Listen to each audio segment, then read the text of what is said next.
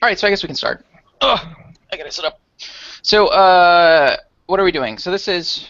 I was telling Jimmy, I was telling my buddies in here before you came in that like so much time has elapsed between when I made that video to Jeff Durbin and everybody, and now that I've just completely lost interest in this. Like, you ever have like where you're like a month ago you were really into something and all about it, and then suddenly next month you're like, oh my god, like I'm good. I'm good. That's how I feel now. So I'm going to start that way by just kind of disappointing you. Um, but no, so this video, this hangout was kind of brought about by a video I did to Apologia Studios. Um, so they're like a group that I just have been watching a long time on YouTube. I haven't made a video in like 3 or 4 years. I figured, what the hell? Their ministry was growing, so I made a video. And I guess Jimmy, you saw it, and I think in our Halloween hangout for like the few minutes we actually talked, I think you had said something like, you know, they don't really represent Van Tillian presuppositional apologetics, or that they were sophomoric, and you know, sort of the vibe was given to me like I was swatting at low-hanging fruit. So maybe a good way to start this hangout is for you to, you know, contrast some of the perspectives or counter perspectives that I offered in that video with what you would consider to be a more authentic Van Tillian presuppositional approach to apologetics, or maybe just unpack it for us. I mean, the room's kind of a hodgepodge right now. We have, I think, at least one evidential Christian apologist, maybe two, actually. I'm going to throw Robert Waters in that category, and then the rest of us are baby eaters. We just love chomping on babies. So yeah, so I'll just kind of throw that at you and maybe let you go for it. Awesome, awesome. Okay, well, I would start just by pointing out that I wouldn't go so harsh as to say that I think Jeff Durbin is sophomoric. I would say that about Seitan Bergenkate's method of apologetics. I don't think his method is biblical. I don't think it is. I don't think that the apologetics that he performs is with the attitude that is of the Reformed tradition that he's supposedly to be presenting. So I would definitely say, you know, swatting at Seitan is swatting at low-hanging fruit. But I think that the main issue between street apologists and people who are more interested in um, philosophy and academia and the scholars that are proposing new things constantly to do with presuppositionalism is more a matter of communication. And specifically, street apologists tend to use a lot of theologically loaded language that is not apropos to a lot of the conversations that are to do with epistemology. So, without further ado, unless somebody has some questions, I think it would be a really good way to start. Maybe to just try to unpack, like you said, some things about what I would take to be a biblical perspective on apologetics. But I think even more important is like what the Christian view, or what I take to be the consistent Christian view of epistemology is, what the biblical view of knowledge is. Yeah, so let's kind of start there. I think the conversation of what is or is not the Christian approach, maybe an in-house conversation more apropos for you and Cody and maybe other Christians. I don't mind having that conversation, but I think for this audience, maybe we could start with unpacking your religious epistemology. Awesome. Yeah, sure. Okay, so I think the first thing to understand is that um, uh, the biblical epistemology, as you know, presuppositionalists see it, and we're talking specifically about the tradition that's been um, sort of coined by Van Til, is that we cannot ask the question how we know things without first asking what we know, or at least the two questions are inseparable. One cannot do epistemology rightly without having ontological commitments. I mean, it's pretty easy to see when we ask the question, how is it possible that I know anything? Already presupposed in that question is a first-person consciousness that has the ability to hypothesize thoughts, ask questions, It presupposes that there's some object with which that self can have a rational relationship, that it can have inferential stream of consciousness. The assumptions go on and on. So for the biblical epistemology, the first thing that needs to be understood is that presupposed or granted or given from the outset is the idea that we're coming to the table with commitments to a biblical metaphysic. And what that primarily means is that we're coming to the table already having sort of accepted these doctrines of Reformed theology. If I could just sum up the epistemology that I advocate, revelational epistemology, I would just say it's the consistent application of Reformed theology to questions about knowledge. It's just the epistemology that's incorporated in a Reformed theology. Some of the tenets of this metaphysic would be that reality consists exhaustively of God and non-God. Those are the only classes in existence. Or you might phrase it, the Creator and His creation. To reference anything that is not referencing God or His creation is not to reference anything at all. Another tenet would be things about the nature of God, the attributes of God, that God is being itself, that God exists a se, or that is to say, God's being depends on nothing else in order for Him to exist, that God is immutable, that God is infinite, so on and so forth. A third tenet might be that creation is understood to be the result of God's free creative action. So God, in eternity past, freely chooses to conceive of the world, everything about it, all facts in existence, and determines them to exist.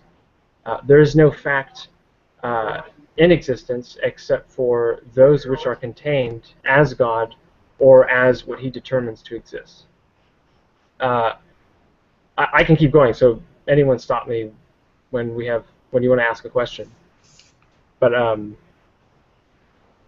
I guess another tenet would be the doctrine of incomprehensibility, right? Something I think very particular to the Reformed conception of theology is that God cannot be known. He is absolutely ineffable, except that He freely chooses to reveal Himself to His creatures. There is no knowledge of God without His sovereign providence of knowledge. And so from the Reformed perspective, or particularly revelational epistemology, the grounding for human knowledge and human knowledge for God is found in God's free act, His free choice to provide awareness of who He is, of what He demands of us, what He has created us to do, and of course, according to Reformed theology, what we have failed to do, and a knowledge of ourselves, that we are creatures of a covenant, creatures who have a ontological responsibility to our Creator. A fifth doctrine would be maybe the indispensability of this revelation, that to talk of things, anything, to predicate anything without presupposing this grounding of God's revelation is like trying to talk about squares without talking about sides or angles. Anytime that we are invoking concepts, anytime that we're going about daily activities, something as mundane as sleeping, we are constantly, in a very intimate fashion, evoking and relying upon the revelation and providence of God. So is this if you don't mind me interrupting? So is this the I'd imagine that this would be the butting heads part with people who are are non-believers, right? It sounds very similar to Schaeffer's upper story, right, where the atheist has to borrow from the Christian perspective or pop his head up into the top floor in order to live consistently. So would you agree that that's something that atheists have to do? Yeah, yeah. I would say a good example of this is you could call it intellectual idolatry. We are all partaking of God's property because He owns the universe. He's the one who's responsible for its existence and the cogency of it. And every time that we are doing anything that involves it, which is basically everything that we do, we're partaking in God's property. And the question is, who are we going to give, or what are we going to give credit for our usage of this? Are we going to give our own minds credit for using these concepts, for using this universe? We're going to give credit to scientific models of this universe? Are we going to give credit to the God of Hinduism or the God of Islam? Like, who is the grounding? What is the grounding for this, the stuff we keep partaking? Why does pragmatic action, cognitive or otherwise, require an absolute epistemological grounding in the metaphysical origins of the universe? Why is that necessary for us to act? Sorry, Vin, your microphone got louder as you spoke. Could you ask that one more time? Well, let me take another stab at it. Why is why is that metaphysical connection necessary? Why do we need to have an epistemological grounding to ontic oneness, the ontic one, in order to act? I would argue that not only is that not necessary, that it's absolutely intractable. It's absolutely impossible, and that the refined propositional disciplines embrace and rely heavily upon their axiomatic nature.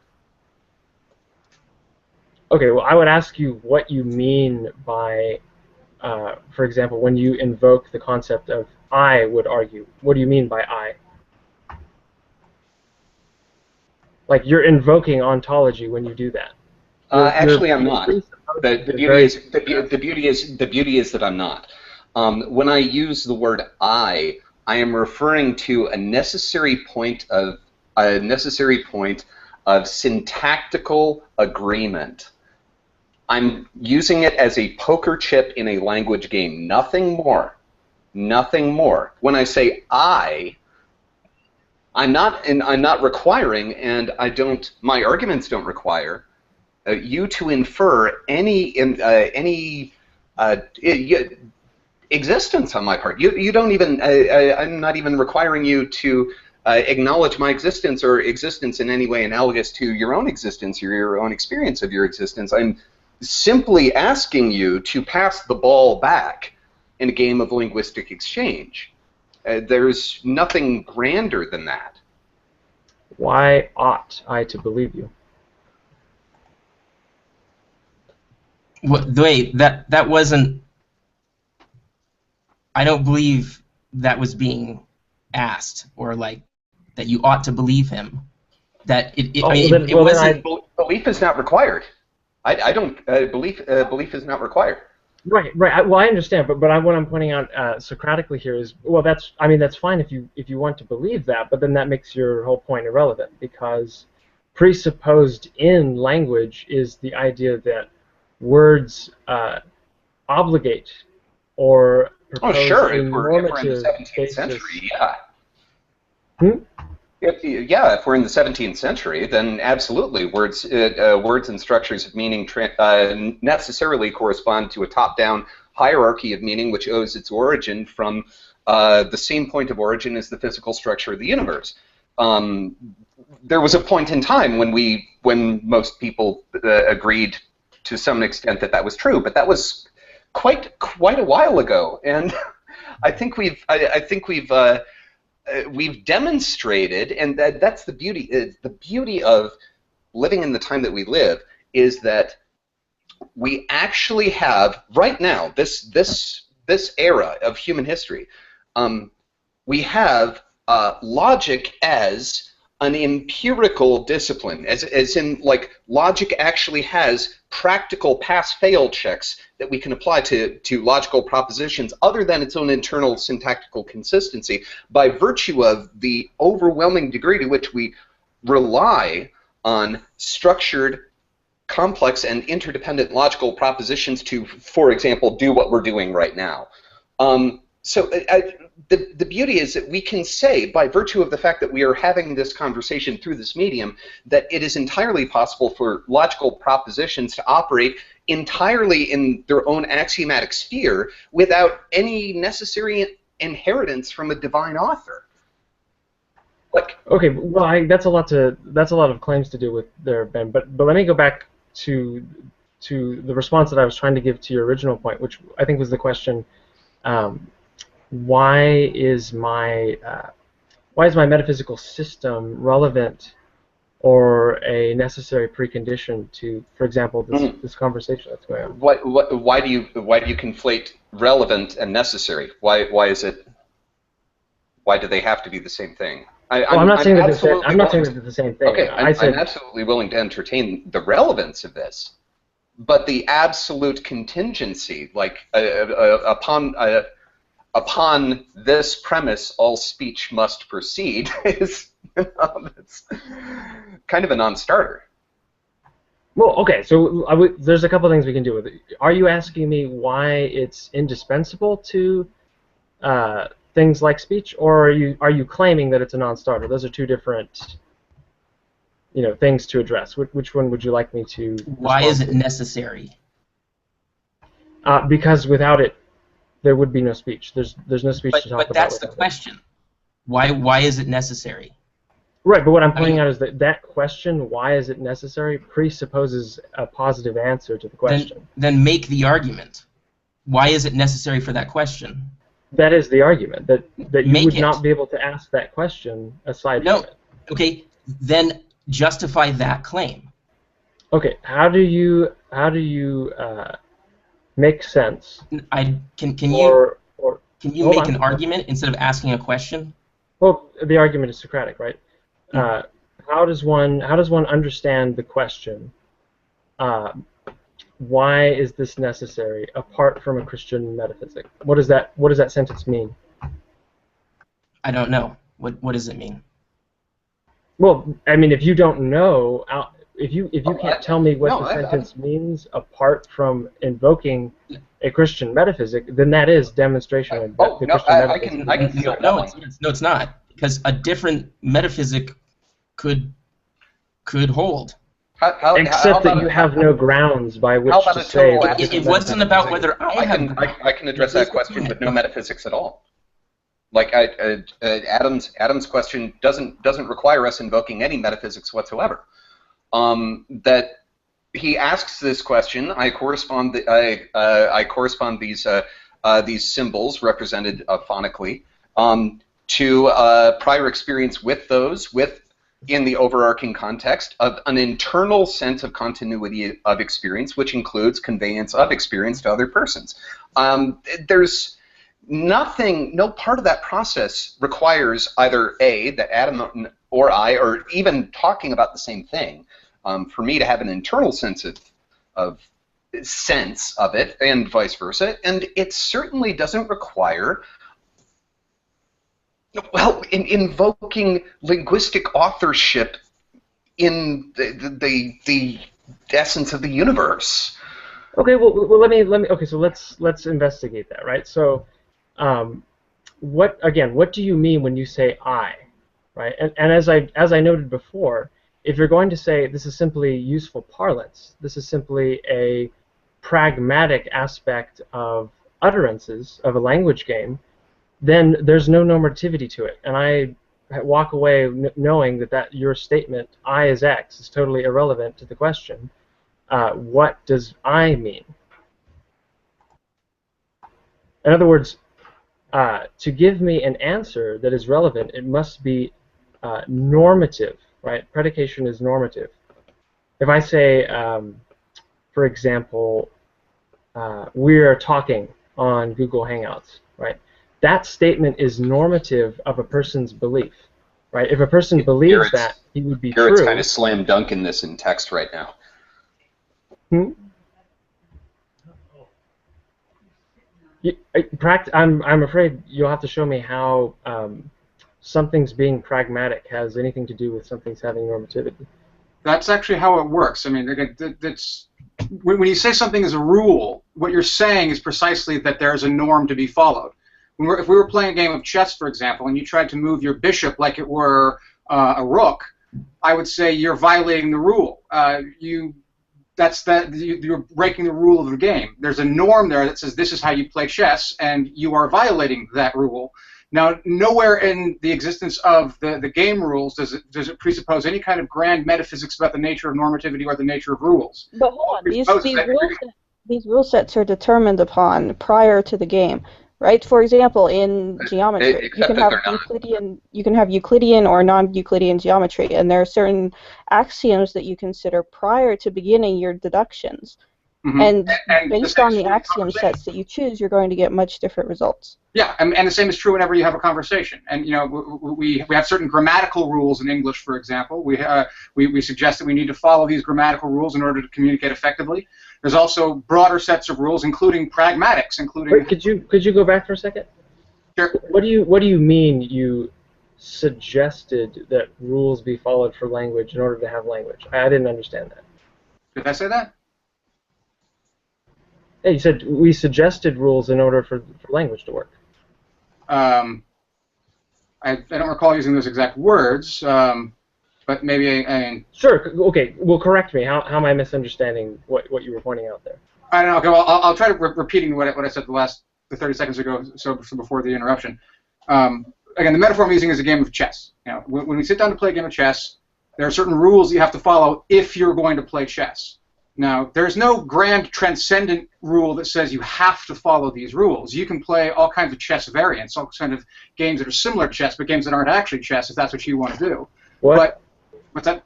Sorry, can I ask a question real quick? Sure. Okay, so what obligates my belief in the statement? There is no transcendental categorical imperative there.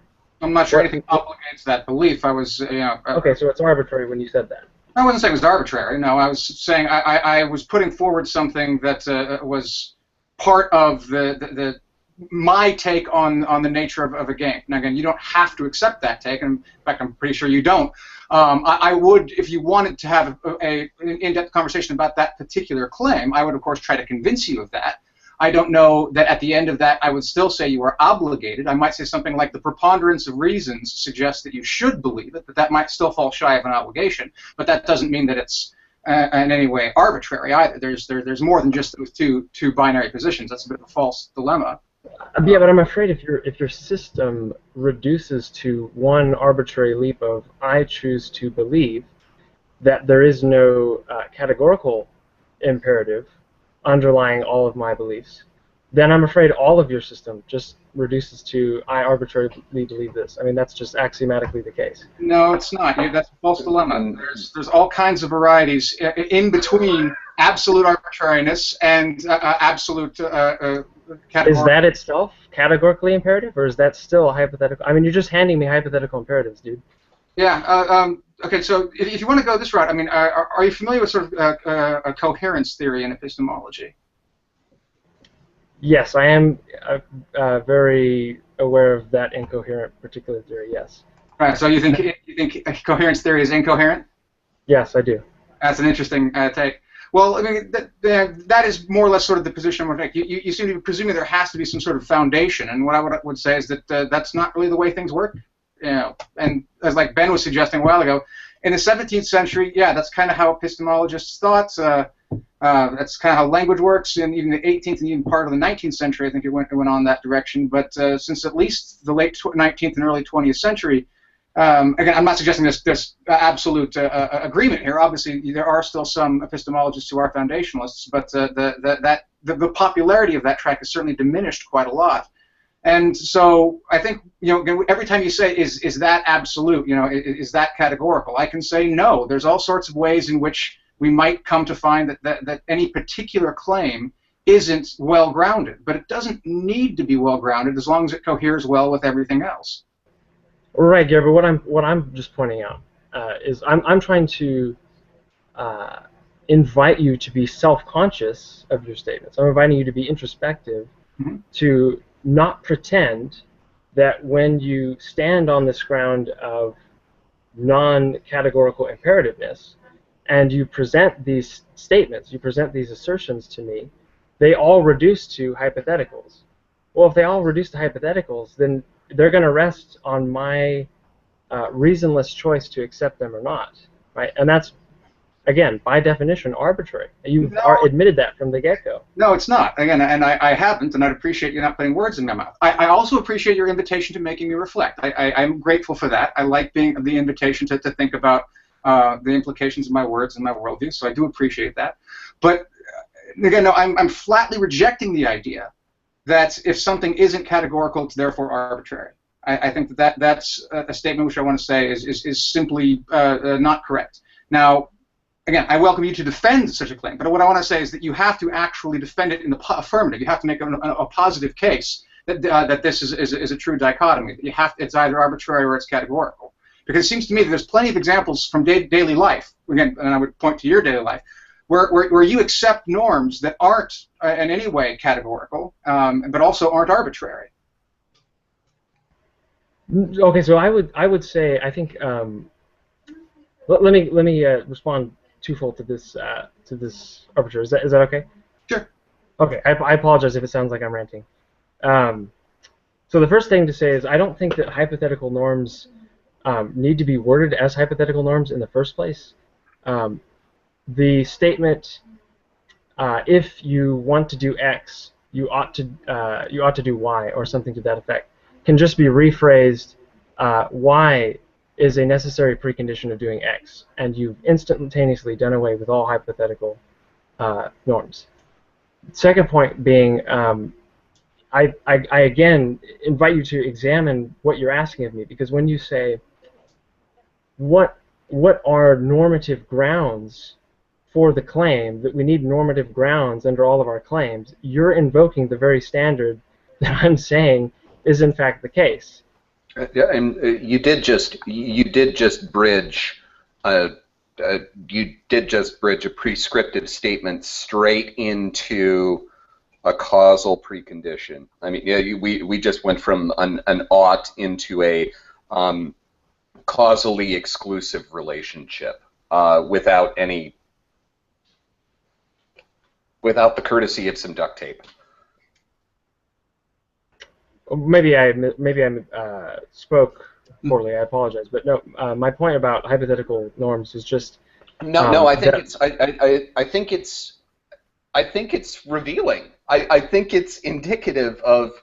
I think it is indicative of the methodological necessity of jumping from coincidence and a specific quality of correlation between two propositions and jumping right into metaphysical and causal necessity, and which makes, I'll say this, makes absolute sense if everyone present is operating from the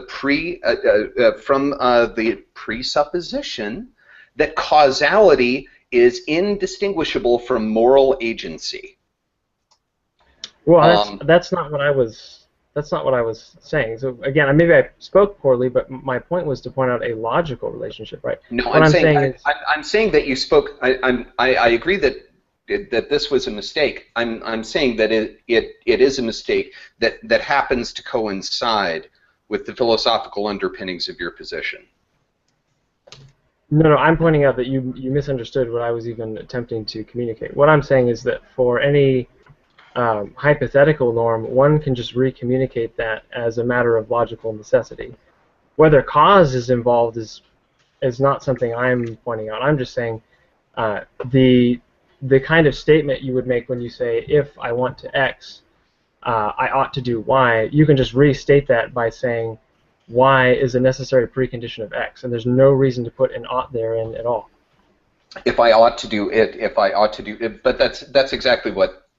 So you didn't actually misspeak. That was exactly what you intended to say, and what you exactly precisely what you intended to convey is that one can move from prescriptive correlation straight into causal necessity and categorical necessity. So you didn't misspeak. That's exactly what you intended to say, and the conflation of these these very different qualities of correlation is intrinsic to your position. Sorry, Ben, I'm not following you about how causality is coming into this. But in any case, my challenge still stands. I mean, if you're talking about a sequential selection of event with particular outcome, and you were talking about one cause leading into a selected outcome. I don't see it unless we're dealing with simultaneity and we're talking about multiple selections. We are talking about causality.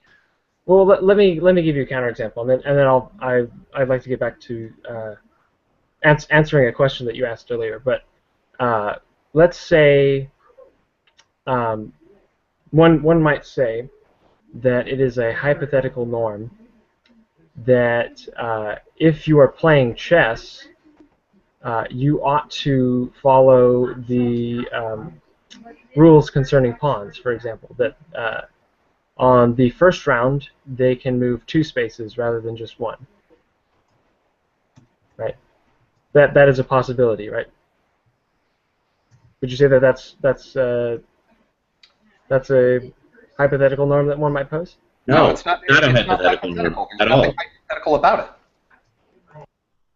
Oh, it's categorical. Yes, I would say that one is categorical. If you don't play by the rules of chess, then you're not playing chess. That is a categorical rule I can get behind. Okay, what would you present then as an exemplary hypothetical then? Well, to be perfectly honest, I'm not entirely sure that the framework necessarily is the best way to approach the particular endeavor we're looking to try to understand here today. I mean, I missed the first few minutes. I'm not sure if we actually had defined a specific question that we're trying to address, but so best as I can figure, we're trying to sort of make sense of language in some sense. And I'm not sure that using the language of hypothetical and categorical imperatives really is a terribly good way of understanding language. Philosophy of language isn't my specialty, granted, but that's the kind of language which is typically used by moral philosophers, Kantians in particular, rather than philosophers of language. So I think that we might want a different framework rather than hypothetical and categorical, if indeed I have it right that language is what we're trying to understand. Well, no. So maybe I can catch you up, Ben, because I don't, or excuse me, Garrett. Maybe I didn't pay attention. I don't know exactly when you came in, but what I think it's Ben, right? Yeah, Ben. What Ben was trying to argue is that, or what at least what he started out as questioning, is the idea that one must be committed to metaphysics, that one must have ontological commitments in order to do epistemology. That's my position. And specifically, I would say that one needs commitments in Christian metaphysics in order to... Sorry, what? That's not where I took objection. That's not at all where I took objection. I was perfectly happy to sip my coffee while you were playing that particular saw. The issue came in when you used as an illustration of this principle our ability to navigate language as an example of the necessity of a metaphysical, an ontological commitment in order to navigate epistemology. Okay, that seems to me exactly what I was just pointing out. But sure, yeah, one cannot proceed to construct a coherent theory of knowledge without having ontological commitment. Let me maybe clear this up for you then. I do not care personally or professionally or intellectually, if there is a necessary connection between the navigation between an ontic system and an ontic system of truths. I do not care. Where I drew objection was your assertion that our ability to linguistically posit that this all makes sense to ourselves individually and that there is a collective sense of sense-making, to which we all agree that is syntactically and compositionally identical and congruent throughout. That's where I draw objection. I don't think I used those words or even brought up language. No, you didn't. You didn't. But the second that you say, that our ability to make sense of each other's use of language is evidence that epistemology requires ontological commitments, that is the territory that you are playing in. You were talking about the sense-making of languages inheriting from an intrinsically coherent structure of the universe which we are able to coherently understand through epistemology, and that's why language works the way that it does. And that's when I pointed out that, yeah, that's absolutely what we were thinking in 17th. And Garrett, yeah, I think 18th we were still kind of in that territory. I do think, you know, Kant was kind of bucking that a little bit. But absolutely, by the time we get into the early 20th century, that's not the game we're playing anymore. That's not a necessary set of relationships for us to proceed either epistemologically or linguistically. So, so I'm willing to accept that, but I would need. Why should I believe that, right? What grounds are there for believing that? How does one establish a coherent view of, for example, invoking the word I? Right? How does one refer to I in a meaningful way? You're assuming that there is a uniform top-down and mutually agreed upon meaning of the word I. It's completely superfluous, completely unnecessary for language to operate the way that it does, for there to be a mutually agreed upon transcendent definition for these words. That's what I'm asking you. How do you establish that? How do you establish necessary? Yeah, well, I'm asking him how does he establish that language can operate, that we can refer to things like I, myself. You use a very interesting. Well, I point out the comfortability with which we use terms that are hotly contested as a pretty good example of that. Us, especially in the philosophy game, we spend a lot of time bandying around words upon which we do not have mutually agreed definitions. Oh, sure. Words can be used in different senses, and we can disagree about them. But that presupposes that there's something there to be disagreed about. So again, I ask you, how do you establish? Why? No, wait. No. You just made a positive. You just blank asserted a noumenal realm. Like you just added an entire metaphysical plane just for shits and giggles because it's convenient to your position. Can we maybe spend a little bit of time examining that? That's the important part of examining presuppositional apologetics, is because it starts with that premise. So I mean, you can infer anything you want into any kind of discourse after that premise has been established. So you have to address that first before we can move on to the other things. And I think that might be what you're trying to get with talking about I and or using pronouns in general or whatever it is that we're talking about. We have to have this established baseline first. Like I refuse. I don't know if people weren't listening. Structure of language that isn't predicated upon the knowledge that all meaning emits from goblin penis. Introducing my system, so. And I asked along the way as I was introducing my system if people had questions. So I mean, would you like me to go over what I already said? I have some questions. So I think, just so you know, I think I caught a contradiction in your epistemological system, but I'll try to go through this step by step because it's very specific. First, you rejected coherentism. Is that correct? Yes, as coherentism is traditionally understood in the history of philosophy, I reject it, yes. Okay.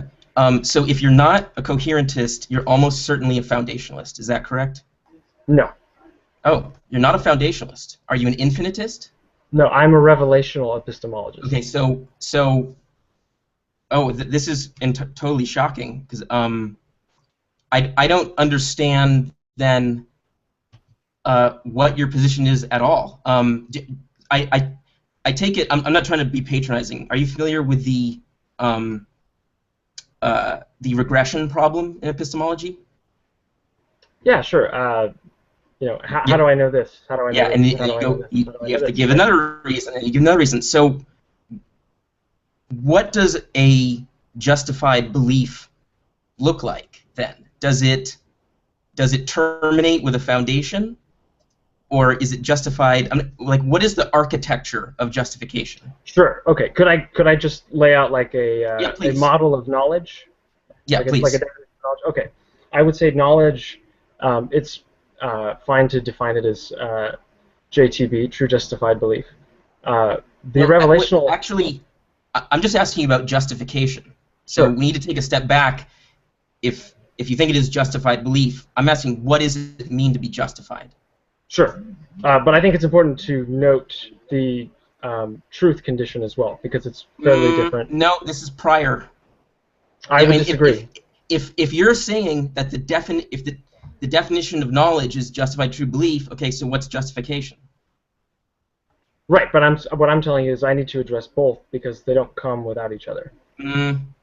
Well, that's just really okay. First, I find that amusing because you're very confident to assert that ontology necessarily comes before epistemology. I mean, this just seems really obvious. If you're going to define a word in one way, and it has the word justification in it, that you got to, it's perfectly logical to ask, well, what is that? But go ahead, give us your justification. Give us your whole system. I'm sorry. Sure. Well, it'll just be short. So, with regard to truth, I think that the truth condition is fulfilled in a proposition's having the property of comporting to and conveying the thoughts of God.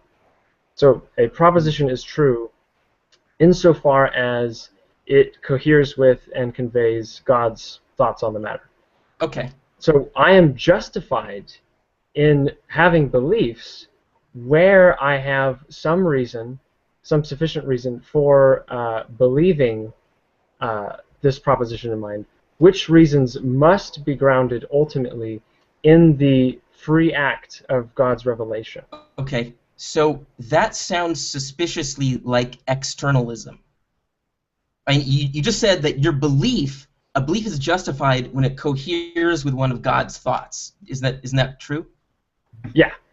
Okay, but that is externalism. You're saying that your belief is justified by something ultimately that's not a belief. Is that correct?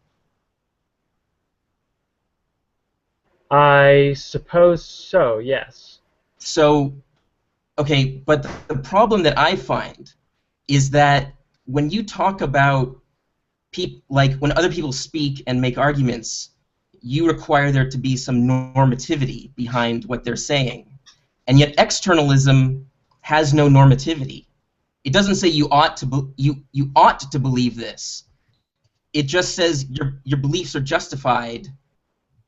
Your beliefs are justified if they cohere with God. There's no oughtness about it. That's just a fact. Like right, but I think we're sort of conflating two different beliefs here, right? There's the belief in the Christian God and what he demands of his creatures, and then there's the belief that you believe in the Christian God and his demands and so on, right? And what I, as a Reformed apologist, am interested in is not to convince you that God exists. I think that. I mean, if you're asking us over and over again, what's the normativity behind your beliefs? It seems clear that you have to play by that game as well. I mean, if you're going to be consistent. So, it's like if God exists and if that justifies your beliefs, again, why ought I believe that? Oh, well, because it's true. So, I mean, Yeah, people. There I are mean, situations in which people ought believe things that are untrue, right? no, You I can mean, create a moral situation in which someone ought believe something that's not true for moral brevity, right? So that's a silly reason to say someone ought believe it simply because it's true, right? yeah, I mean, I'm asking for the justification that I would go through to arrive at your position, to arrive at Christianity. Right, but what I pointed out before is that that's a misunderstanding of what I'm arguing. I'm not arguing that you ought to believe that Christianity is true. I already think that everybody knows that the Christian God exists and that he has these demands, because I believe that God himself has guaranteed that knowledge. Well, What my it job seems is a little incoherent if you're going to demand the normativity of our statements, but then you just flat out say, well, you don't have to. There's no oughtness behind any of the things I'm saying.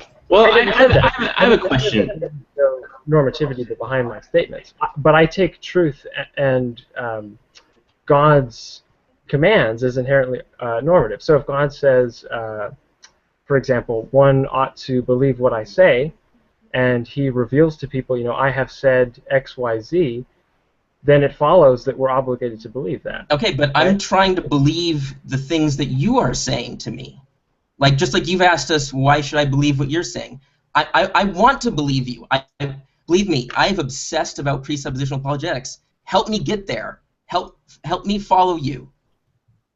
Right. Well, but so this seems to me more related to what our meta ethic is, right? Like what I'm saying is God's commands are sufficient to, or already contain moral obligation for the recipients of the I'm command. looking for the obligation from the things, from the dialectic, from the things that you are saying to us. Again, you demanded normativity from us.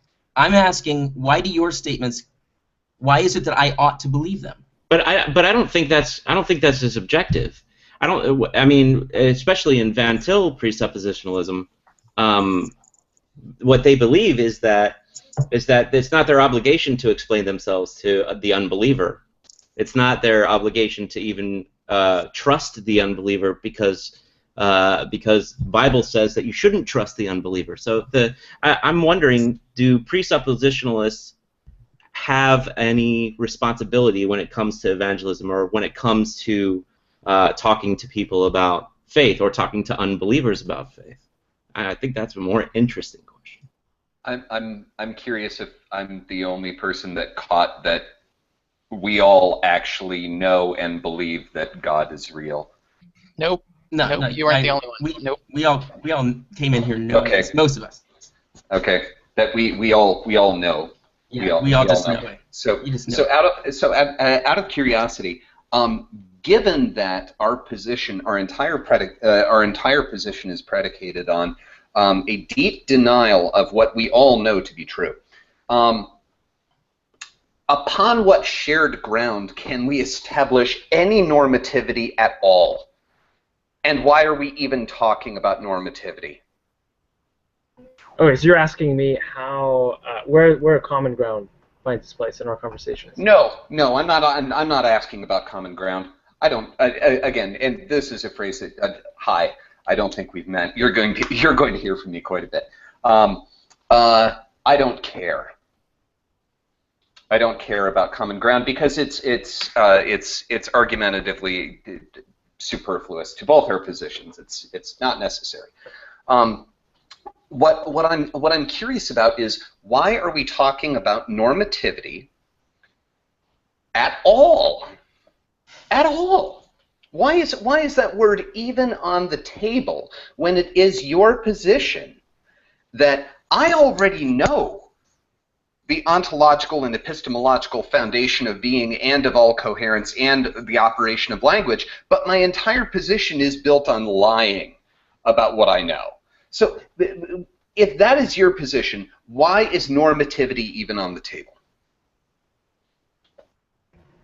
So let me just give this offer right here. Charlie, did you want to chime in? I saw you unmute your mic. Well, I was just trying to ask a clarifying question. If essentially what you're still asking is the why, right? Why ought we I believe that's also what Adam was trying to ask. Like, you're laying out all of these things. Why should we come over and accept and affirm your presuppositions and the foundation? Is that kind of what you're asking? You're still asking the why? Well, I was just, I mean, just for me really quickly, I was just asking that because he was asking that of us. Right. I assumed that was just the correct way of finding things out. The moral imperative behind having these conversations for the Christian and for the evangelist, right, is I mean, and Jimmy said it, and it doesn't sound like Ben really likes it, but it is what God has said, is that He has revealed Himself sufficiently to all men, and that all men suppress that truth in their unrighteousness. So the imperative is that, yes, you know this, you suppress that unrighteousness, and you are lying, and every single person is held accountable to God's law, His revealed prescriptive will. So no, you're going to get another one of these. I don't care whether or not it's true. I know you don't. I know you don't care. No, hang on. No, stop and listen for a second. Okay, stop and listen for a second. Whether or not this is true, let's assume that it is true. Okay, let's assume that it is true. It is true. I know. Okay, cool. All right, we're off to a great start. I know that God exists in an absolute way. I know that God's existence is the foundation of not only material but also epistemological being, and that it is God's existence and concurrent revelation that connects meaning and matter. That God is kind of the epistemological UPS that is never late. Okay, so let's say that we both know this, but I'm lying about it with my every breath, every position. If that is the case, why would you, or why would anyone in your position be interested in normativity as a point of argumentative consistency? Why would you be concerned? Why would you even allow a place at the table for a democratization of truth when the majority of voters are liars? And that is your position. It is your position that the majority of voters are liars. Well, and Amy, let me make this very, very clear. When I say I do not care, I don't mean it in a very general way. I mean, this particular proposition is absolutely immaterial to anything that is on the table. It is linguistic masturbation of the lowest order. That's the less polite version of what I say, of what I mean when I say I don't care about that proposition. It's wasting both of our time. I do care about this question of why is normativity even on the table if I lie with every cell of my body, with every breath of my being? Well, let us give you an answer. Are you interested in an answer? I'm obsessed with an answer. I would love it. All right. I think I want to chime in here because this is an extremely right. All you're doing, Ben, is you're rendering a prudential argument against them arguing with you about normativity. But here's the thing: it's a really simple answer. Presumably, if they can get you saved, then they've saved another soul, which is a moral duty to them, right? Maybe you're a liar now, but maybe I understand that, but that's immaterial to the inclusive quality of normativity as an argumentative predicate. Like, if including normativity gets me wouldn't matter into the fold. That convinced you, right? Their moral duty is to bring up anything that convinces you. So if it happens to be a discussion about normativity that will convince you, then that's the discussion they need to have, right? If I could jump in real quick. Absolutely not. If you stack the deck against every person that you speak to and say that they're automatically lying to you about what they know to be true about linguistics, about the universe, about the interaction with each other, you're automatically putting them in this subcategory of human being, and you're automatically assuming that you have some kind of providence over them. Well, I don't think over the discussion as well, and could I respond to that? Not only is that unethical and immoral, it's just a douchebag thing to do. Well, look, I'm not defending what they're I'm not defending what they're doing as an ethical standpoint. I'm saying, as a prudential concern, it seems like a pretty simple question to answer, right? Why are you concerned about normativity or this? Because presumably other people are going to be persuaded by these types of conversations, right? It's a but what you're talking about here, you're asking a question and it's just rhetoric. You don't care what the real answer is, because I mean, at the end of the day, you're going to say, this is a position that is absolutely true. Everybody else is lying about the positions that they have, and it's our job to convince them that they're liars and bring them over to our side. No, see, that's not accurate. The concern is a legitimate concern for the people that we're talking to. So we're not just trying to come in here and discuss with you guys and smash arguments or be obliterated by your guys' arguments. The commitment to Christ as Lord is immediate and first and foundational. And Christ as Lord has commanded us to go into all nations and to bring his gospel to them. So it's not a matter of, hey, let's show these guys how wrong we think they are, or let's look down at them with our argument. It's that this person bears the image and likeness of God, and we have the command of Christ to call them to right and proper thinking, that our thoughts are to reflect God's thoughts. That's what it is. It's not a matter of condescension at all. It's almost the ultimate condescension. What you're doing is incredibly intellectually irresponsible. Hang on one moment. Let's let Ben go, and then Jimmy. I think Jimmy wanted to say something. And this is, guys, if we operate from the position that they will say anything to get us converted, that they will lie to us, that they will betray their own positions, that they will undercut their own arguments, that they will get ankle to ear them their own doctrine for the sake of getting us into the fold. We are doing exactly the same thing, actually several degrees of moral divorce worse than. But that's false, Ben. We won't do anything to get you into the fold. So what you're missing is. Oh my God! Will you stop? Do you know why I find Christians, like hardcore positional Christians in this position, so infuriating? You interrupt me and argue with me when I'm defending you. I just want to be represented accurately, Ben, is all I was asking. And when you said that I would do anything to get you in the fold, I don't agree with that. So that's what I was saying. Oh my God! Will you pump the brakes for a second? I said if we represent that as your position, that we're being fuckheads, and I don't want to be a fuckhead. Will you please stop fucking it up for me when I'm trying to defend you? Yes, I'm sorry for messing it up, Ben. Let's calm down. This is like the last 8 years. This is why I quit YouTube, for crying out loud, because Christians kept fucking it up every time I tried to defend them. Can we get back on the? Okay, I want to hear what Jimmy says. So, yeah, go ahead.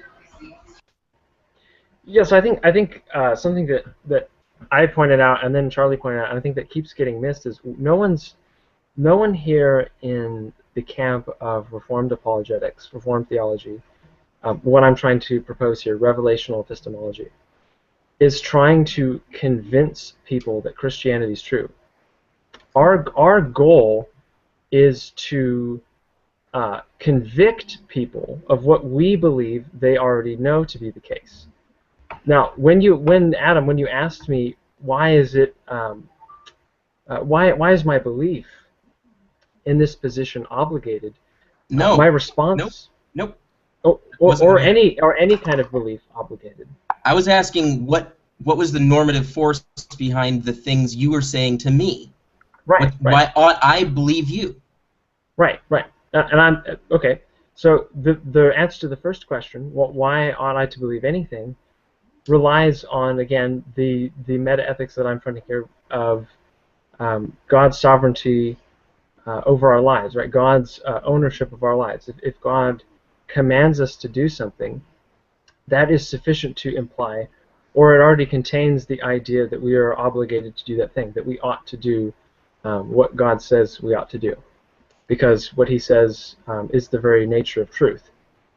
But then when you ask me, why are my words normative, Well, they're normative just in case that they're true, that they accurately reflect what God has said is the case.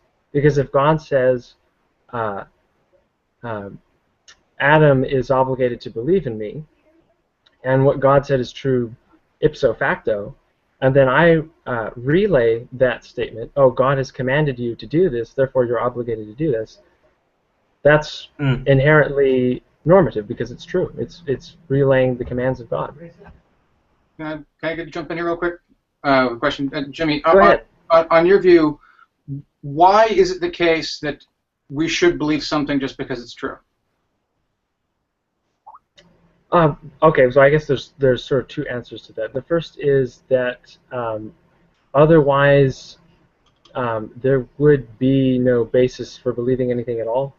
Like, if I ask the question, why ought I to believe what's true, the question presupposes a rational basis for that question, namely that we're trying to avoid errors or false beliefs, that the truthful answer to that question is inherently valuable. But then also the second question to that is just in case God commands it. So if you buy a winning lottery ticket and the numbers haven't been called yet, and it's true that it's the winning lottery ticket, you ought to believe it's the winning lottery ticket?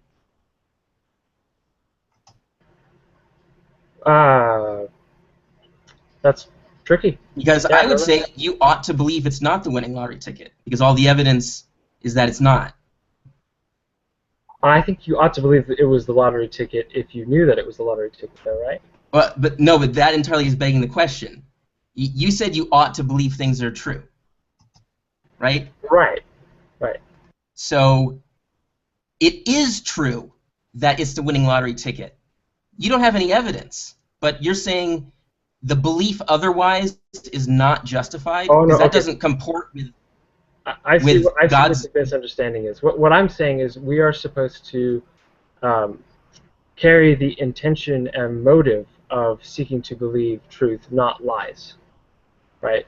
So what that means is not that I have to already believe everything that's true, but rather that I am supposed to believe that which I come across as being true, that which I access as true, that which I'm justified in believing is true, and I am forbidden or restricted from believing what is not true, what I know not to be the case. Doesn't any dialogue already just assume that? Well, that's what I was pointing out, right? Like that you can't even have a rational dialogue without assuming the inherent value of truth. Right. So the two very nature... people value truth. I mean, that's all you need. It's just two people who value truth. But what's the obligation for believing that statement? I don't know. I'm just assuming that two people agree. Well, but Adam, right now we only have two people in the room who value truth. Oh. All the rest of us are liars. That's true. But so why are we talking about normativity? That's right. Again, this is a misunderstanding of what is being said by Charlie. What Charlie said is that unbelievers have the knowledge of God, but they suppress that in righteousness, right? We're trying to say, hey, we're sinners, we're born into this world with the implanted knowledge that He exists, and we're surrounded by His creation and revelation. We participate and partake of that in everything that we do. The issue is not that we don't care about truth. We care about truth, all right? We couldn't survive if we didn't care about truth. The problem is we don't want to accept the truth of God, the truth of the Christian God, and in particular, we don't want to accept certain obligations that we carry to Him. No, what's interesting about about that response is that I actually posed the question to you before Charlie and I first went back and forth. I was not. This isn't a misunderstanding, and just I'm going to be that asshole for a second. That's a really, really shitty passing of the buck, because I wasn't responding to Charlie's argumentation. when I posed the question of why normativity is on the table when all of us have an implanted and absolute understanding of the reality of God, but are denying it. I wasn't arguing with Charlie. I was arguing with you.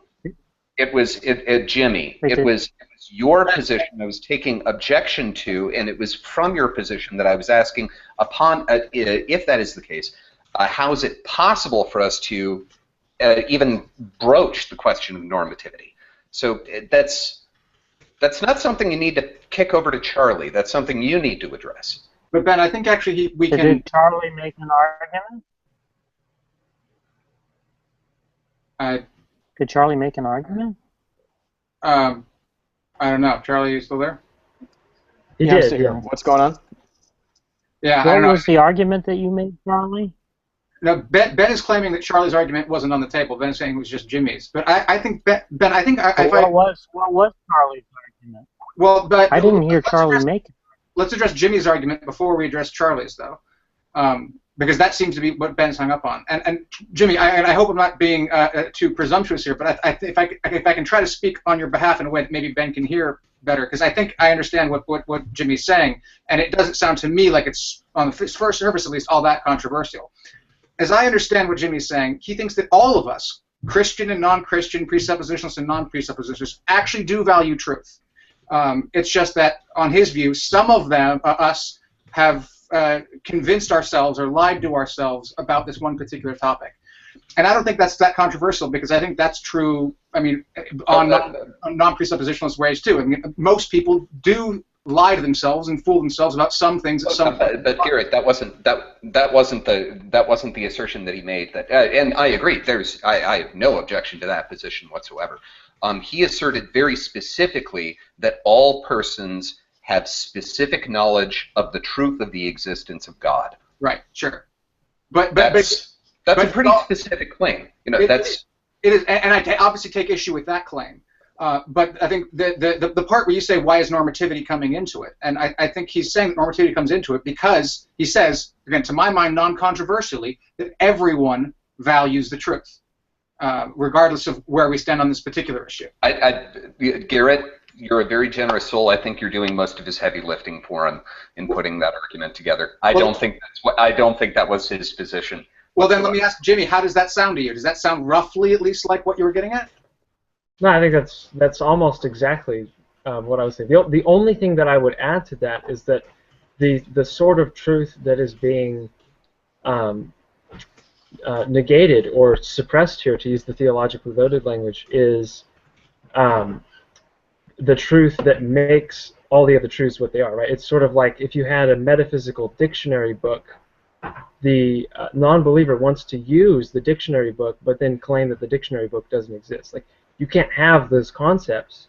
You can't participate or partake in this reality if it's all being, sort of determined, and its interpretational key being the God of the Bible and His plan that finds consummation in the Christ of that Bible. Okay, so what's the argument for that rather than an alternative view? We're right back to the heart of my problem, Garrett, which is that if this one truth, if this one truth provides the interpretative nexus by which all other truths are necessarily viewed, that this is the single point which binds ontology to epistemology, and both to linguistics. If this is like this is the only, ultimately the only truth that actually matters, and all the rest of us are in absolute denial regarding this one thing, arguably the only thing on which denial actually matters. Seriously, who cares what his position is? All I care about, like most of you should care about, is whether or not he has an argument for his damn position, right? So do you have an argument that supports your view, Jimmy, or not, right? You said that it requires ontological commitments to God. Do you have an argument for that position, or do you not? Yeah, but my argument was that, let's see, I apologize. Ben, I keep mixing up people's names here. I apologize. that Ben keeps invoking these concepts, but he has no way to establish them as being meaningful concepts apart from the existence and the revelation of my God, right? Defend. That's the claim that I'm asking you to defend. Why is it that Ben can't have these meaningful concepts on another view besides the Christian view? Right. What I'm pointing out is that that question itself doesn't make sense except on the affirmation of my position, right? So this is sort of like Christian non-cognitivism. What I'm saying is the words you're using don't even have meaning. They're just inchoate utterances apart from invocation of my view. What's the argument for the claim? That you're just repeating the claim. What's the argument for the claim? I keep giving it to you. The argument is simply that question assumes the affirmative of my position. So I'll ask you, how do you establish the meaning of that question apart Just from asking you what the my argument worldview? for the claim is. I'm just asking you what the argument for the claim is. Jimmy, this is, for the record, this is another one of those, please let me know if I'm misrepresenting your position. But given the epistemological and ontological significance of the existence of God and God's agency in connecting ontological and epistemological events and structures, denial on that event, the existence of God, is of such devastating effect on coherence that when there is incoherence on that point, coherence on any other point inherits that incoherence to such degree as to be nonsensical. Which brings me to my question, Jimmy, if that is the case, why does normativity count for anything? Why does normativity count? But isn't the question odious, Ben, because they don't actually have an argument? That what you're saying requires an ontological commitment to God? No, we're operating in the confines of axiomatic arguments. So we're going to operate in the confines. Well, how is Scott, it, I'm really curious to hear what you have to say. How is it an apologetic in that case? Right? If it's an apologetic, then presumably there's some way they can show that their position is superior to a rival position, right? So we would just need an argument for that. Otherwise, I don't see how it's an apologetic. Well, my question I would is, think what that rival position? I'm sorry? Yeah, so I think My question, I think what rival position? Like, Jack, what ideology are you committed to that gives those words meaning that I can even address? You made a claim. I'm just asking you to defend it. And I'm asking you, well, you're assuming that those words can have meaning apart from my worldview. How do you know? Right. So what's the argument that they can't? Do you have an argument that they can't? That you can't. Okay, if I can. That you have, that as you're demonstrating now, you can't give an answer as to how. Do you have an argument? Do you have an argument? Everybody, wait. What? Scott. Scott, hold on, everybody. Hold on a second. Scott has had his hand up for the last 5 hours. Yeah, go ahead, Scott. Scott, speak.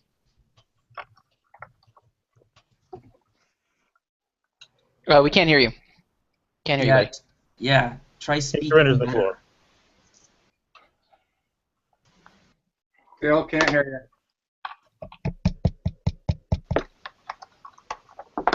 Look at that. All that build-up, Scott. Look at that. All that build-up and nothing.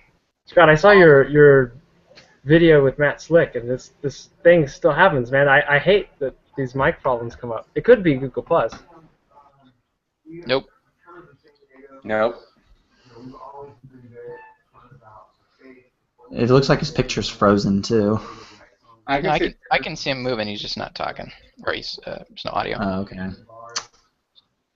Aw, all that build up, man. And yeah, just leave and come back in, Scott. I just want to point something out. Problem before. Every time I've had this problem, I've had to restart the browser. I just want to point something out.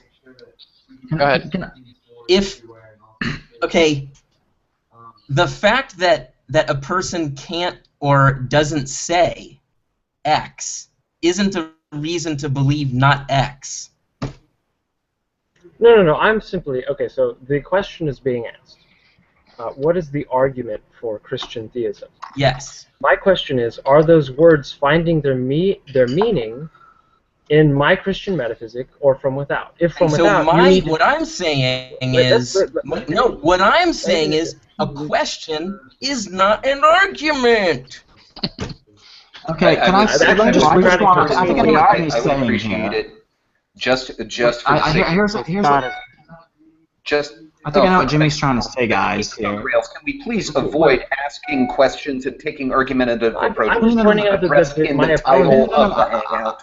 All right, so we're all talking over each other. Hold on, one at a time. Cody and then Scott, really quick. I just want to. Okay, what Jimmy's saying here is, as a presuppositionalist like Jimmy, and Jimmy, you can correct me if I'm wrong here, often say that what he's saying, though, see, every epistemology or worldview has to have some sort of foundation, which are axioms. And what presuppositionalists like Jimmy all argue is that the only proper axiom you can have is Christian theism or some form of it, because any other axiom that you would put in its place will lead to either self-contradictions or incoherence or whatever here, and that Christianity is the only axiom that can give you a proper epistemology or worldview. And of course, you can't really give an argument for an axiom, though. But that's his position, though. Possibly, that can't possibly. Don't understand how it's an apologetic. Because I mean, let's just say this. Let's say I believe Let's just say I believe a religion that is that has a God who has 5 parts, and He's revealed Himself in the world, and He's revealed Himself to me. So does that mean I'm justified in thinking Christianity is false? Because I've constructed this theist worldview that is not Christianity. So it's clearly not the case that no one can construct an adversarial worldview. Because I just did. I mean, you can try, but I did. Would you like to investigate it? Yes, let's. Okay, let's start with this question. Is that an indispensable precondition of knowledge, or did you just speculate it into existence right now? I didn't speculate into existence. It was revealed to me. Oh, it was revealed to you just now? Yes. Okay, so previously you didn't know anything. Yes. Now I do. It was revealed to me. Okay. This is your genuine view now. Yes. I believe in a God who has 5 parts. The Father, the Son, the cactus, and the monkey, and the holy turnip. So that's what I believe. So how is that an incoherent worldview? Okay. So just to put it on live hangout, you reject atheism now. You think that it's incoherent. Yeah, I'm now a 5-part godist. Cool. Okay. Cool. So how is that? But I have a worldview that is contrary to your worldview. Sure. And it's coherent. So it's not the case that people can't construct worldviews outside of Christianity that are coherent. I mean, that has yet to be seen, right? I have yet to investigate your worldview. I just did. Well, I mean, you're free to claim that, right? But we haven't investigated each other's worldviews yet, right? Presumably, there's just some simple way in which the Christian can show that without is so begging funny. the question. That's so funny, Jimmy, because Jimmy, earlier you were willing to go the Socratic route, but now you're just like, well, we just haven't investigated it yet.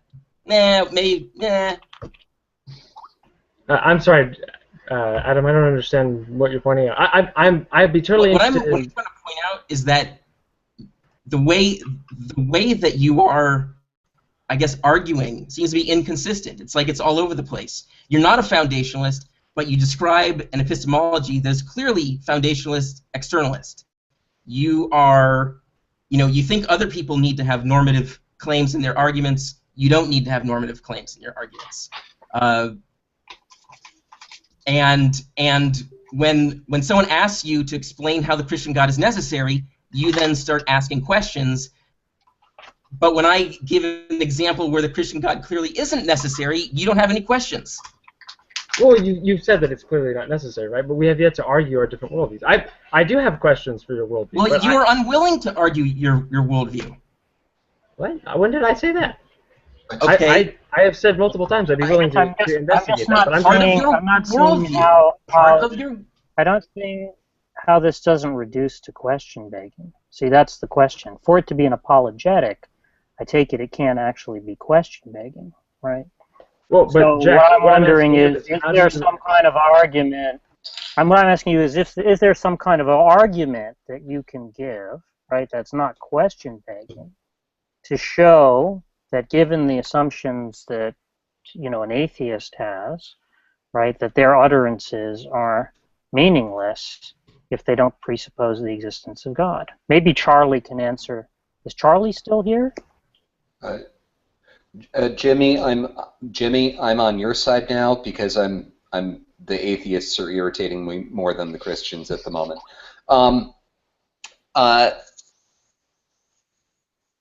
It's right in the title of it's in the title of the Hangout, folks. Presuppositional. Let me know if I'm misrepresenting your. If you understand the argument from let me know if I'm misrepresenting your position. I am going to keep talking right over you if you try to interrupt me again. There is a point of methodological consistency here, which is that the presuppositional position starts from the idea that God exists and builds a worldview and an argument for a coherence of worldview from that starting point, and then holds it in favorable comparison to other worldviews from other presuppositional starting points. It's a purely predicate-driven axiomatic argument, which there is something to be said for in terms of its internal methodological consistency. If we pretend that we are arguing from no axioms whatsoever, then we are probably lying. The question is not whether or not that presupposition is valid, because to do so indicates complete ignorance of the methodology that's being employed. If you want to go for this guy, what you have to go for is the consistency of the worldview and the methodology on display in explication of that worldview as he is arguing from that presupposition. He hasn't argued anything. After this, not going after the presupposition itself. You are wasting your freaking time. Well, what I keep asking, I'm trying to be charitable. Cody, can you maybe tell me how it's an apologetic on your view? I'm trying to answer you. It builds a worldview from a given axiom, and from the explication of that worldview, holds that worldview as preferable to coherence and logical consistency over other worldviews. That is the methodology of the apologetic. I take it for it to be an apologetic, there's going to have to be common ground. Ben, if other worldviews are incoherent, then you don't need to presuppose shit. You just demonstrate that other worldviews are incoherent, right? So if his argument is that other worldviews are incoherent, then that's what he needs to demonstrate, right? Okay. Well, there should be a straightforward argument by which to do that, like a reductio. Let me question. Well, necessarily, you already not answered the question. Maybe one or the other presuppositionalists. Guys, about five of you have said the same thing over and over again. Why don't you let the Jimmy speak here? Yeah, let's move on from this, Jimmy. Go ahead. Well, I was going to give a chance to Scott, actually, because he's been trying to talk for like ages now. So. Can you hear me? Yep. Yes. Yay! Oh my God! Wow, cool. You know what it was? It was the earbuds. They were broken. Okay, so I came into this late. I keep having to turn off the computer. So please understand that I'm very aware that anything I could be saying not only could have been said before, but probably has been said before. So I'm just going to apologize up front. But first I want to ask, just because a lot of the time, I've had a lot of conversations with presuppositionalists of different breeds, and a lot of the time, there's a couple of things that I've noticed. One is, in my experience, presuppositionalists have a tendency to not recognize a distinction between a premise and a conclusion. So you ask them, to make an argument, and this seems to be part to do with like a lot of the frustration happening now. You ask a presuppositionalist to make an argument for what they're claiming, and they'll just repeat the claim for which they are supposed to provide an argument. And then you say, well, how do you support that? And then they just, again, repeat the conclusion instead of giving you premises from which that conclusion would follow. So this seems to be happening a lot here. Another thing that tends to happen in my experience is that you do a lot of work and you try to parse things out and you try to be fair, and then it comes to a certain point where a bomb drops, and I just want to clear that bomb right now. It's a very specific bomb. So Jimmy, I want to ask you, what are your feelings on circular reasoning?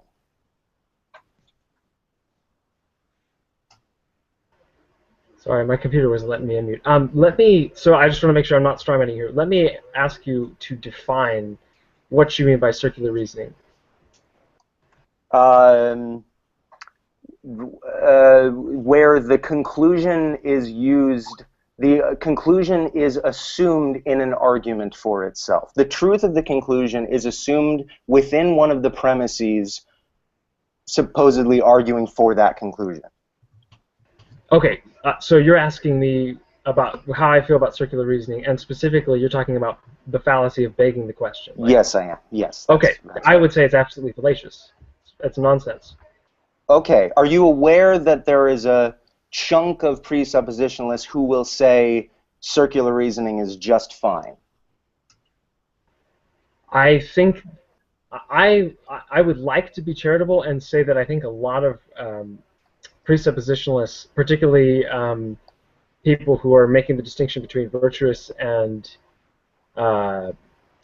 what's the other word? You probably know the word. Vicious. Vicious. Yeah, vicious. That's the word. That's the word. I would say that distinction doesn't really do justice to what they're trying to communicate, which I would like to think that what they're trying to say is consistency or internal coherence is a virtue, but begging the question or committing the fallacy of repeating or using... assuming the truth of the conclusion within the argument for that conclusion. Right, like invoking the conclusion as a premise of an argument.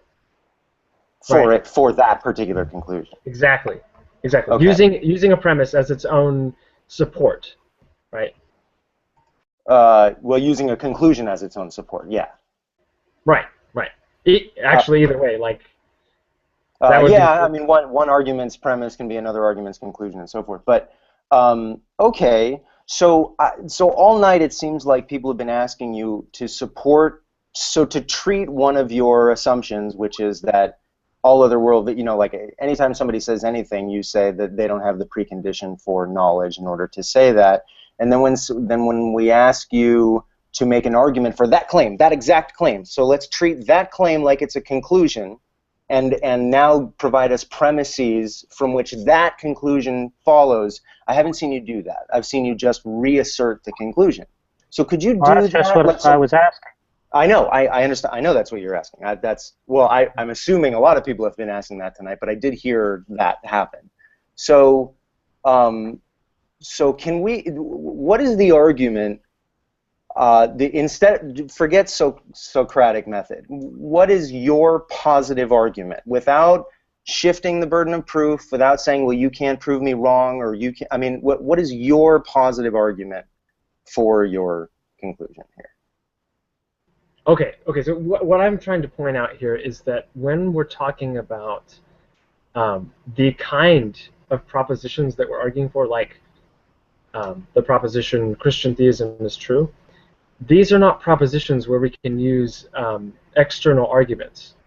Because what I'm arguing for is supposed to be a transcendental category or an indispensable precondition of arguments made in general. So like when Jack asks me, what is your argument? Or when you ask me, what is my argument for Christianity? What I'm trying to point out is that question... I'm not asking you what your argument for Christianity is, though. I'm asking you what your argument is for the claim that atheists' words must be meaningless, given that they don't presuppose the existence of a Christian God. Sure, okay, yeah.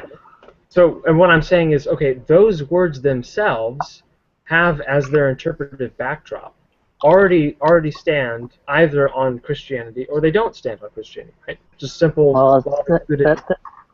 And what I'm saying is, if they're not standing on Christianity, if a Christian were to ask you the argument, what would the argument be?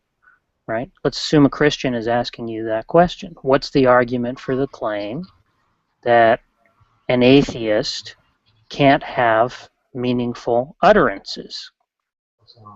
Well, that's not my claim. So you're telling another Christian. So presumably you have an argument for the claim. Can I? What's the argument? Can I answer? Yeah, let him answer. Okay. So, in the case of a Christian, we already have the accepted authority of the God we believe in's revelation in Scripture. So, like, when me and Charlie maybe will argue about eschatology or end times or something, right? Our source of major common ground is, okay, well, we're going to make these literary arguments from Scripture. But that's not the hypothetical argument between two Christians that's being asked of you. Suppose there was a Christian who disagreed with your presuppositionalist assumption that, I'm sorry? He doesn't even have to disagree. He can just ask what the argument is. That's true. I've got to stab in here really quick. Are we going after presuppositionalism and the problems with it, or Jimmy and his inadequacies in arguing the presuppositionalist position? I think Jimmy is par for the course. We're going after number two.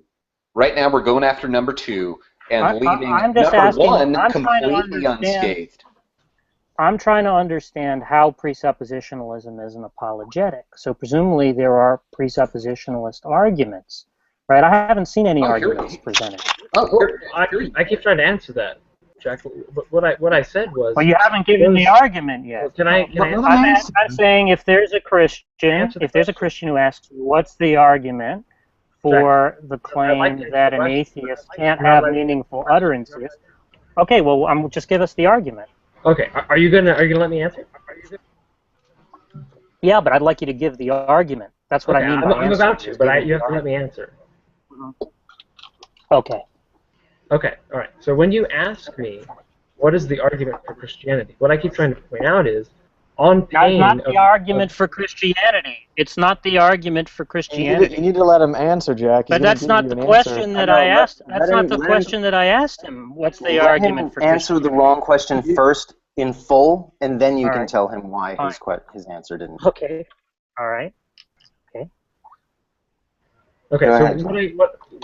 And you're free to disagree with this, but what I keep trying to point out is, when someone asks me, what is the argument for Christianity, or what reason should I believe Christianity, or what is a reason that I should believe that there is no such thing as coherence or cogency apart from invoking this particular point of view, what I'm saying is that question has an interpretation for those words. Those words are either standing on the grounds of a metaphysic, an epistemology, and an axiology that are Christian, in which case an answer is already assumed in the question, or they're not on the grounds of Christianity, in which case what I'm asking is, to actually answer your question, I have to understand what the interpretation those words stand upon. Okay. What is the worldview that those words are being asked from? Okay. This is where the presuppositionalist, in this case you, doesn't seem to understand the difference between a premise and a conclusion. You just did it. You just assumed the truth of your conclusion within your argument for it. Do you understand that? So there isn't an argument. There isn't an argument, though. Okay, maybe there's another presupposition. We could be really charitable, though, and we could take what he said and we could make premises and a conclusion out of it, and still his conclusion is contained within one of his premises just now. So I would be. Well, he didn't give an argument in anything. Let him answer. Maybe there's another. Maybe we should let somebody else talk besides Jimmy. Like maybe we should let Charlie or Amy. Well, hold on, Jack. Like let me try. Like you're not letting him. Well, how many times do we need to ask the question, what is the argument, before we get the answer, here is the argument, or I don't have an argument? How many different ways are we going to object to presuppositionalist methodology without examining his execution of presuppositional methodology or seeing what presuppositional I'm not objecting to the methodology. Actually I'm not objecting to the methodology. I'm just asking the question. No, you're completely, right? As far as I can tell, you don't know what I'm asking whether there's an argument is, because your entire position is based on asking whether there's an argument or not. Methodology. The thing is, we don't need I'm just asking, how many times do I have to repeat it? I'm just asking whether there's an argument or not. We heard you. Is there an argument or not? We heard you. Okay. What's the answer to the question? It's not. Have you ever talked with a presuppositionalist before? You're not going to get any. There's a video of me talking to a whole room of presuppositionalists. Do you understand the difference between propositional and predicate argumentation? So I'm totally familiar with this. Yes or no? I'm totally familiar with this. I'm sorry? Propositional or predicate argumentation. Do you understand that there is a difference? I didn't hear what you said. So let's hold off on this question for now, Jack, and maybe go back to let Jimmy address Scott's point about begging the question. Did you see what you were doing, Jimmy, or not? Well, let me just openly admit, like, hey, I am not interested in begging the question. So if it can be demonstrated that, and like I'd be willing to like go through and like try to set up premises. I think I'm pretty good at showing what I'm trying to argue. But can I try to repeat your argument back to you to show you that I'm picking up what you're putting down? Yeah. Okay. So it seems like okay. So somebody asks you, "Hey Jimmy, how do you support the claim, argumentatively, that coherence cannot obtain without a foundation of the Christian worldview?" I'm paraphrasing but I hope you have faith that I know what that means. And then you say, well, the reason that it's incoherent, that knowledge is incoherent without the Christian worldview, is because for you to even ask me the question about whether knowledge is incoherent without the Christian worldview, blah, blah, blah, you are assuming, you would have to either assume the Christian worldview, in which you've already vindicated the Christian worldview, or you are not assuming the Christian worldview, in which case the question doesn't make sense, right? So that claim needs to be supported with premises. That claim needs to be treated as a conclusion. So I've left the question open. So the conclusion is not, you can't do that without my worldview. The conclusion is one is begging the question if they don't provide a grounds for asking the question outside of Christianity. Because how do you know that's true? Right. How do you know that statement is true? Yeah. Well, because, again, like, in theological terms, this would be called the impossibility, or excuse me, possibility of the contrary. No. That is what I almost pushing said. the antithesis. Is that what you're talking about? Yes, thank you. There is no neutrality. That's I was looking for that word. There's no neutrality here. Like, one has either presupposed or one has not presupposed Christianity. Are you talking about the law of excluded middle? That's all I'm applying, really. Yeah, I'm just saying. Okay. When one asks this question, the question is assuming that it's rational to ask this question, and I'm saying on what basis? If it's on the basis of Christianity, then you've assumed my position. If not, I'm not saying you're wrong. I'm not saying you're false. I'm not saying you're incoherent. I'm saying, okay, what position? So we can talk about that. Because it's an open question. What I'm trying to get away from is you asking a question back in response to the question. I mean, in your apologetic, is there any space for you to just answer the question within your worldview without having to turn the tables on the unbeliever? That's why people here were saying, well, what if a Christian asked you that? Right. And this is, okay, I know exactly what you're talking about, and this is what frustrates me about so many street apologists. You're just asking me to unpack my epistemology, right? Yes. where do I get justification for this belief? Yes. What is the history of my belief? Okay, yes. I apologize. Okay. So I gave like a ranty introduction to that. I'll try to sum up really quickly. No, you're cool. Okay. Let me give the history of the belief first. So from my my worldview, my ideology, I take a position in epistemology that's really just the application of Reformed Christian theology to questions about knowledge. So I'm coming to questions about knowledge, and I am taking as my informant Christian theology. And so, in the history of belief, if you will, for any given person about God, my point of view is that God reveals to people in a way that discloses his existence and nature, and which guarantees knowledge of who he is, what he demands, and of sort of this. It's almost like looking at yourself in a mirror while you're with your dad in the room, right? Your dad is there, you're in there before the room, and you can see both of you, and so you have sort of this dual perception of here's me and here's my dad, and I can see the differences between us, right? That's sort of the nature of God's revelation. He reveals who he is. He indirectly reveals who you are, and most importantly, contained in this revelation is what God has commanded us to do, what he demands of us, and how we lack fulfillment of that, how we are. Okay. Sorry to stop you. Go ahead. I think now I'm starting to think you may be answering a different question than the one I'm asking you to.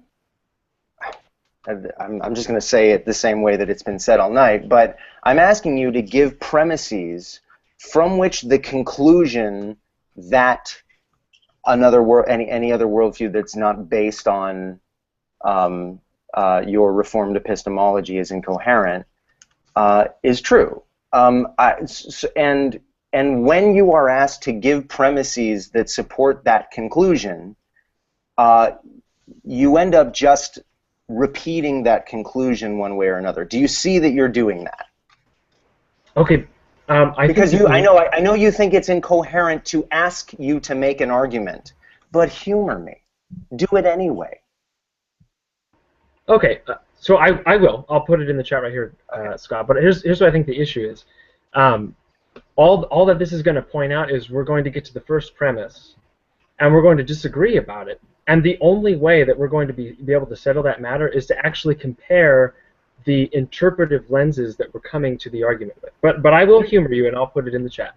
I actually think we can do better than that. But yeah, let's do that. Okay. Let's put the first premise in the like chat. I said, I'll humor you. Okay. Thank you. You're typing right now, I'm assuming. How'd it going for you? I think it's pretty clear what's being asked for, right? Do you think that it's the case that if atheism were true, you couldn't have meaningful statements? I think he would say yes to that. So. Can you say that again, Jack? That was me. Oh, sorry. Who said that?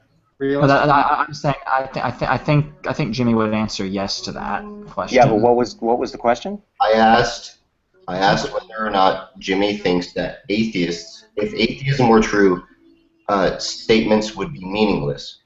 Oh yeah, right, yeah. So if I think if that is that's the thing that's under dispute, right? If that's the thing that's under dispute, that's the thing that needs to be justified, right?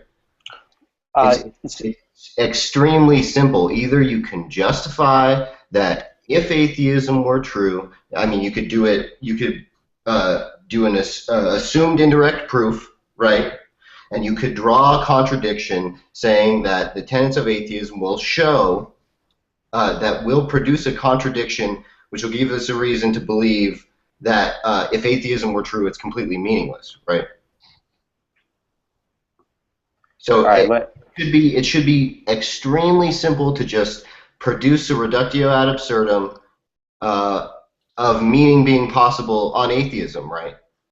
You have to show how atheism implies that statements cannot be meaningful. That's all he has to do. And I think the reason why... That's all I was asking.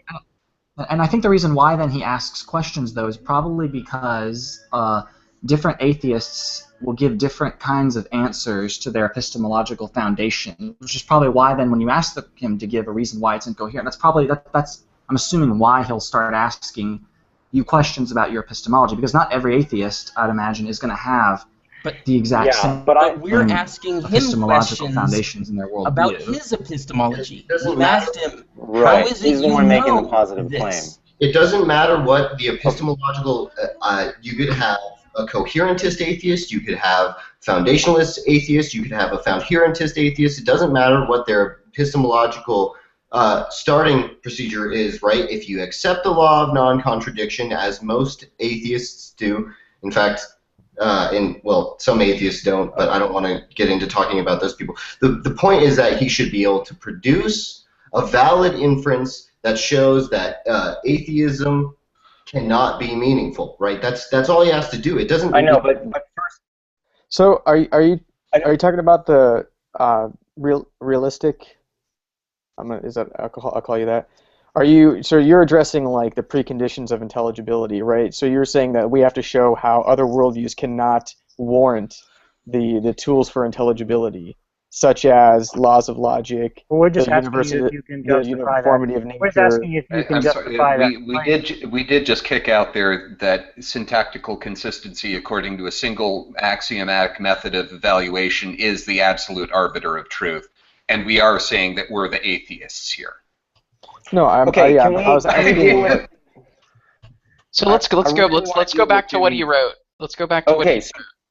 So Jimmy says premise 1, Christian theism versus neither Christian theism nor non-Christian theism, which is incoherent. So either it's Christian theism or it's incoherency. Great, Jimmy, don't you understand that that's the conclusion? That's not. That's the conclusion for which you need to provide premises. That you are making the exact mistake that I predicted you. Maybe Charlie has an argument. Maybe Charlie has an argument. No, his argument is very similar to mine. It's a transcendental argument. It's saying if. Well, can you give us your version of the argument, Charlie? Well, yeah. I mean, I would put it, if God did not exist. So what you do is you end up working backwards from what we do know. If God does not exist, then the preconditions of intelligibility are not possible. No. That's what you need to be demonstrating. How do you know that? You just assume that you know that. What's the argument for that claim? Yeah, what's the argument for that? Right. So premise? that's working off of the information provided via these other worldviews. For example, if you affirm complete materialism, that we are in a materialistic universe, right? Then what you have to do is you have to warrant how do you account for immaterial abstract entities within that. Are you saying that's that the question we're asking you? Or what's the question you're asking? What I'm asking you is do you have an argument, right, to show that it follows from God, from somebody holding a worldview where God does not exist, that their utterances must be meaningless in virtue of the fact that God does not exist on their worldview? Because that's your view, correct? That's the claim you want to make. Am I correct? That's the claim that you want to make? The claim that contrary worldviews to the Christian worldview are false. Yes, that's what you're showing. Okay, so you want to say that they're false. Wait. That's a different claim. That's a different claim than the one that I was asking about. So you just want to say that atheism is false and Christianity is true. That's the claim that you're making? Because I thought the claim was that there can't actually, things like knowledge and meaning are not possible on an atheistic world. Wait, sorry, say it again. You kind of your voice kind of bugged out there. Sorry. Say the last part again.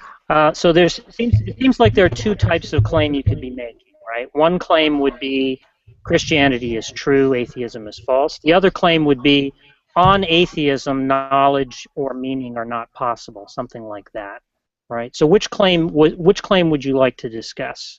Because I think you affirm both claims, The right? first So premise, I just want to know which one you want to talk about. well, that's what I'm Sorry? saying. Is the first premise that I put out there? It incorporates both of those.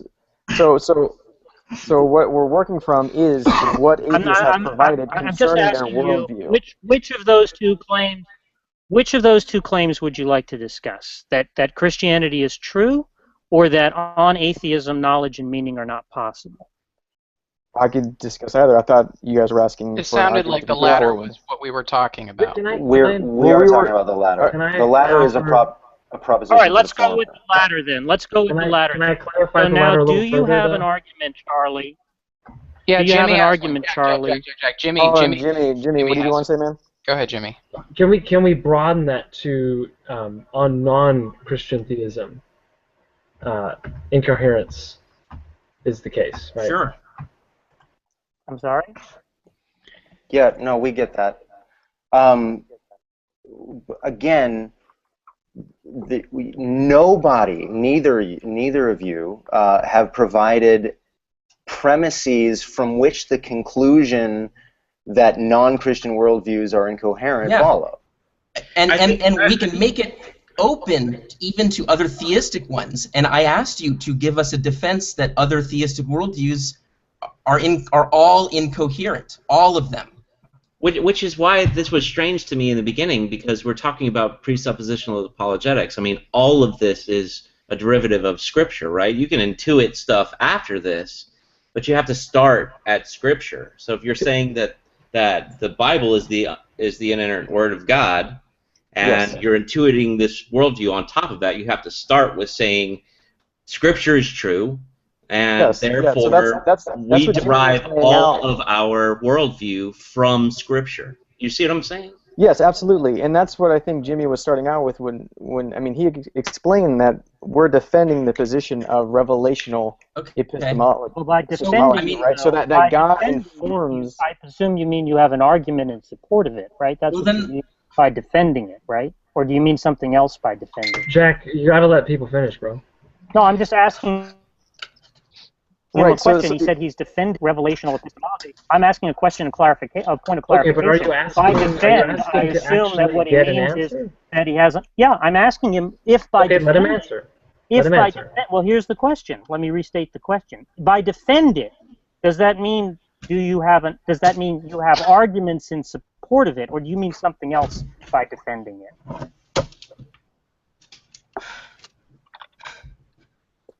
Was that to me? Yes, that was to you, Charlie. When you say you're defending revelational epistemology, right? By defending it, do you mean that you have arguments in support of it, or do you mean something else by defending it? Yes, I would say that what I was trying to lay out earlier was the transcendental argument, right? But of course, again, like you said, it is informed. It is informed by Scripture, of course, because that's. You gotta let him talk, man. Hold on. You haven't gotten a single argument. I'm just trying to get an argument from you guys. He's trying to answer you. They're trying to answer you, but you keep interrupting. Jack, do me a favor. Just calm down for a minute. Just let him talk. No problem. No All problem. right, so Your Jack, mic for a minute. Let him go.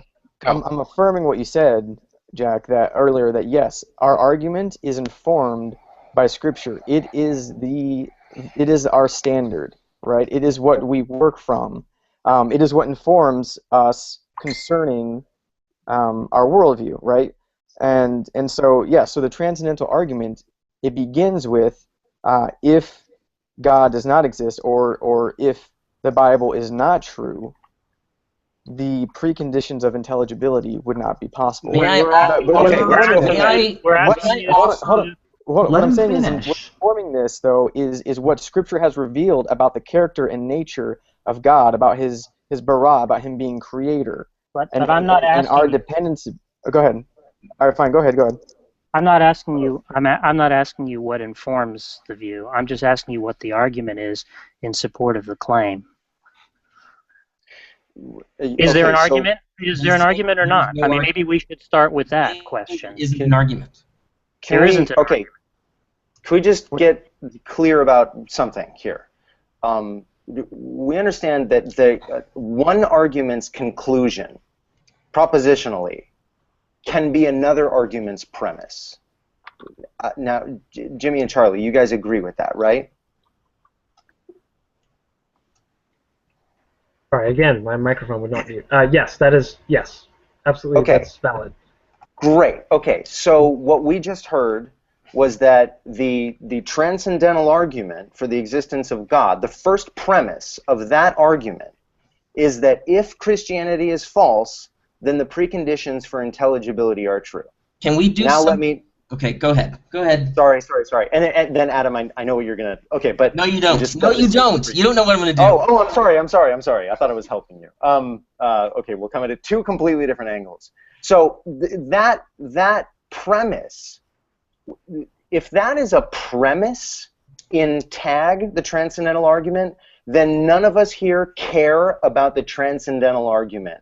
We want to treat that premise as its own conclusion. And let's call that a different argument, a new argument, because that is a conclusion that needs premises to support it. So I think I hear what you're saying. So what I said earlier, and maybe I don't know if Jack caught this or you did, is that the first premise is informed by Scripture. Right. It is what God has said about the world, its order, about our dependence upon Him for our intelligibility, our reasoning being made in His image, and that sort of thing. I know. But so you're asking us about our authority, our final authority, right? Is what you're asking. No. I'm asking you about a belief of yours. You have a belief.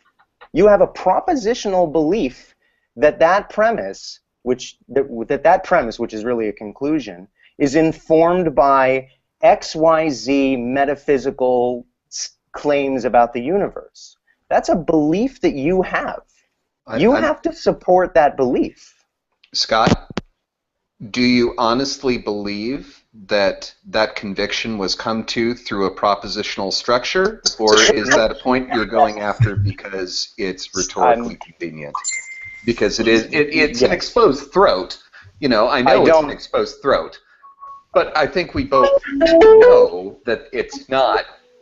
I know. We all know that. We're all playing a game here. We all know the rules. Okay, so I would like to propose a slightly different stab at the game, and Adam, I'll absolutely do it after, but slightly different stab at the game. I keep hearing, what's the argument? Okay, here you go. The existence of God is a binary proposition. We are either in a universe in which that is the direct result of intentionality on the part of an omnipotent creator, or we are not. If we are, then that has necessary implications on the logistical and propositional structure of all that proceeds within that universe. And if that is the case, and said creator had any linguistic interaction with humanity, that would have an indelible mark on the structure of cognition on the part of all arguments that proceeded thereby, and thus a deistic universe or a theistic universe is more intrinsically coherent than an atheistic universe. And that is reflected in... See, guys, I just did the easy part, which is what you have been bitching about since this started. Jack, you have been bitching after the easy part. Getting up to that point, that's fucking easy. Now, demonstrating that is actually the more coherent position, that's the hard part. That's the heavy lifting, and that's what you are letting them weasel out of by going after the easy part. Stop fucking around and stop letting them fuck around. That was what realistic nihilists asked. Demonstrating structural coherence in their position. But wasn't that what realistic nihilists asked them to do when he asked them for a reductio? No. Okay, so let's move on from this and maybe push the conversation a little forward. Go ahead, Scott. I can't tell who's raising their hand. Okay, sorry. Just to recap, the whole point of this charade that is pissing you off so much, Ben, the first step to solving a problem is admitting you have one, right? What I'm trying to get the presuppositionalists in the room to admit is that this is not an argumentative. This is not an argumentative apologetic. There is no argument. This is not actually about premises and a conclusion. Scott, that's built right into the title of the position. You know, that's like asking the presuppositionalist to read the T-shirt that they're wearing out loud. And I think I would like to think that we're at least that far. Transcendental argument. I mean, they're referring to it as a transcendental argument. They're referring to it as premises. I mean, that's so. What I want to do once you admit that there's no way to reason from the ground up to their position, then we've kind of set the stage for us to start grilling them epistemically. Well, that was partly what I thought I was doing, because I thought I was showing that you know, and again, it's I'm not going after you personally, Jimmy, when I say I find that the words that you are saying are not coherent. For example, when you said to me that you were not a foundationalist, but then when you describe your position, you describe a perfectly foundationalist position. So is it the case that foundationalism is not a viable epistemology, or is it the case that that is the correct way of justifying beliefs, the correct architecture? Okay, I think I apologize, Adam. Let me come back to that, please. No need to apologize. Well, no, I do need to apologize, because like there's. I hope you can sympathize. There's like 1,000 questions going on at once. So well, let's not try to answer all 1,000. Why don't we just stick with Adam's for now? I'll stick with one. Well, let me answer this one, because I like to try to give an analogy. I think that this question is often misunderstood. So I think let me give an analogy. When there are arguments made about the problem of evil, there have, for a very long time now, been two fundamental classifications. Logical arguments of the problem of evil and evidential arguments of the problem of evil. The key factor is that evidential arguments work from an external factor. One presupposes some standard of epistemology that may or may not be private to Christianity, that may or may not assume Christianity, and tries to build a case against Christian. No, then let me finish here. Okay, fine. Okay, and then I'll let you respond.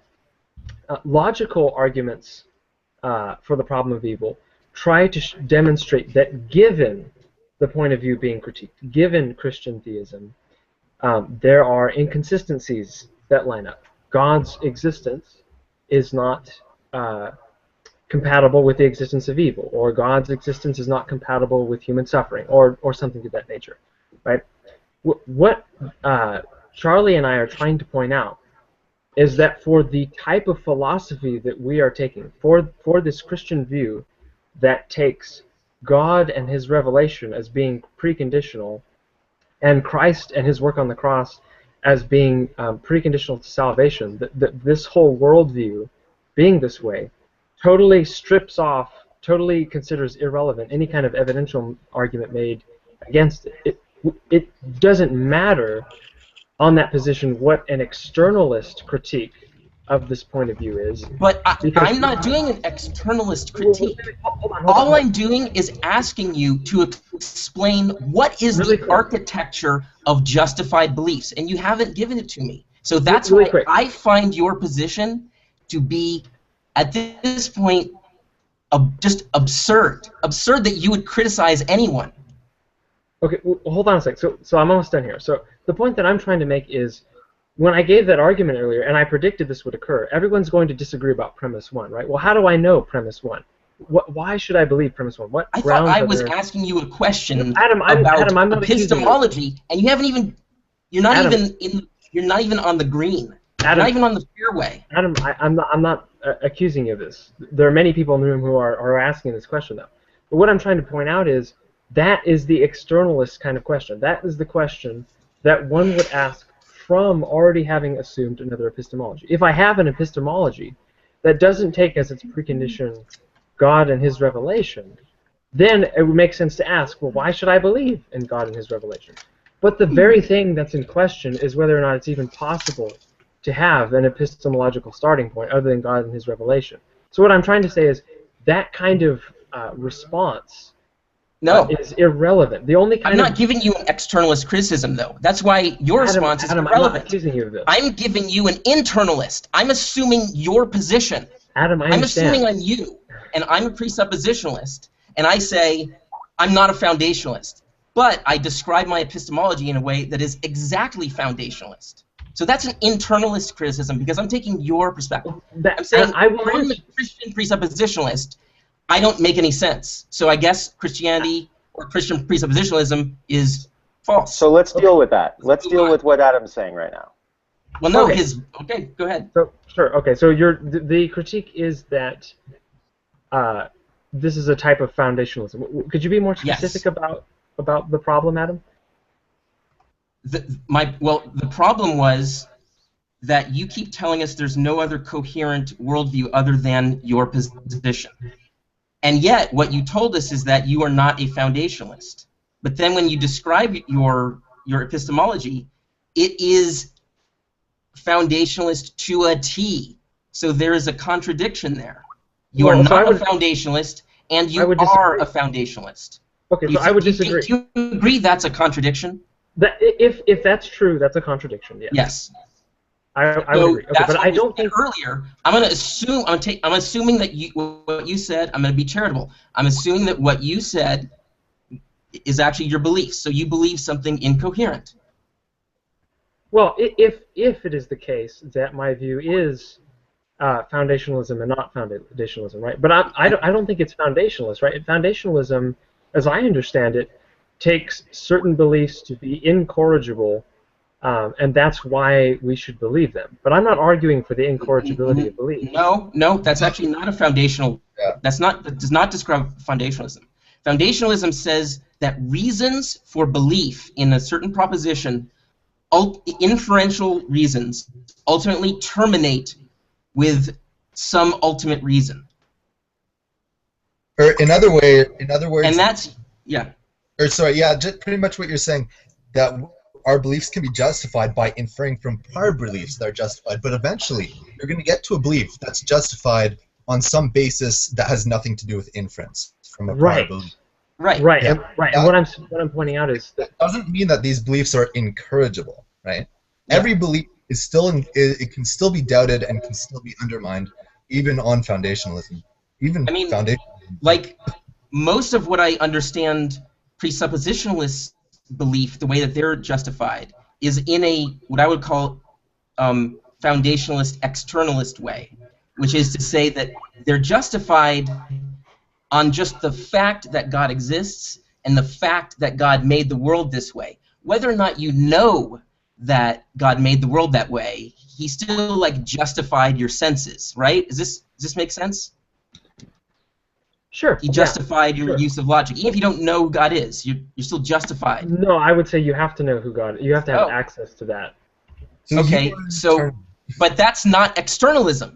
See, an externalist would say you don't need to have access to those things. So you're not an externalist, you're an internalist foundationalist. Is that correct? You believe that there are some beliefs that are just incorrigible. I would say that are just true just based on themselves. Well, isn't that right? No. Wait. There's only two options. There's externalism, which is it's based on things that are outside of our perception. And there's internalism, in which all our beliefs are based on beliefs that are within our ability to perceive them. Right. And what I'm trying to point out is that in both cases, the question of foundationalism and internalism versus externalism, they're both categorical errors. Revelational epistemology doesn't fit into any of those categories, because what revelational epistemology proposing is that as soon as you say you're not a foundationalist, but then you describe your epistemology in a foundationalist way, you've invited those categories. Well, hold on. So let me accept this. Let me accept this right off the get-go. Let me accept this right off the get-go. If you define foundationalism as coming down to a belief the reason for which cannot be given without that belief, then okay, I guess I am a foundationalist. But that's not how classical foundationalism has been defined. That's not what foundationalism means in the context of philosophical dialogue. Foundationalism has always been defined as our ideologies, our epistemologies, being based on certain beliefs, which we just take to be either by no reason at all or by some reason within that belief itself. I didn't say anything that was to the contrary of that. That's exactly what foundationalism is. Your beliefs eventually terminate. Note what I'm saying. Note what I'm saying very specifically. Yes. I never said that the belief is incorrigible, that it is self-explanatory or self-justifying. Okay. I never so it's said not a that foundational belief. It's not a foundational belief, no. Okay. I never said that the belief is something, reasons for which could not be given.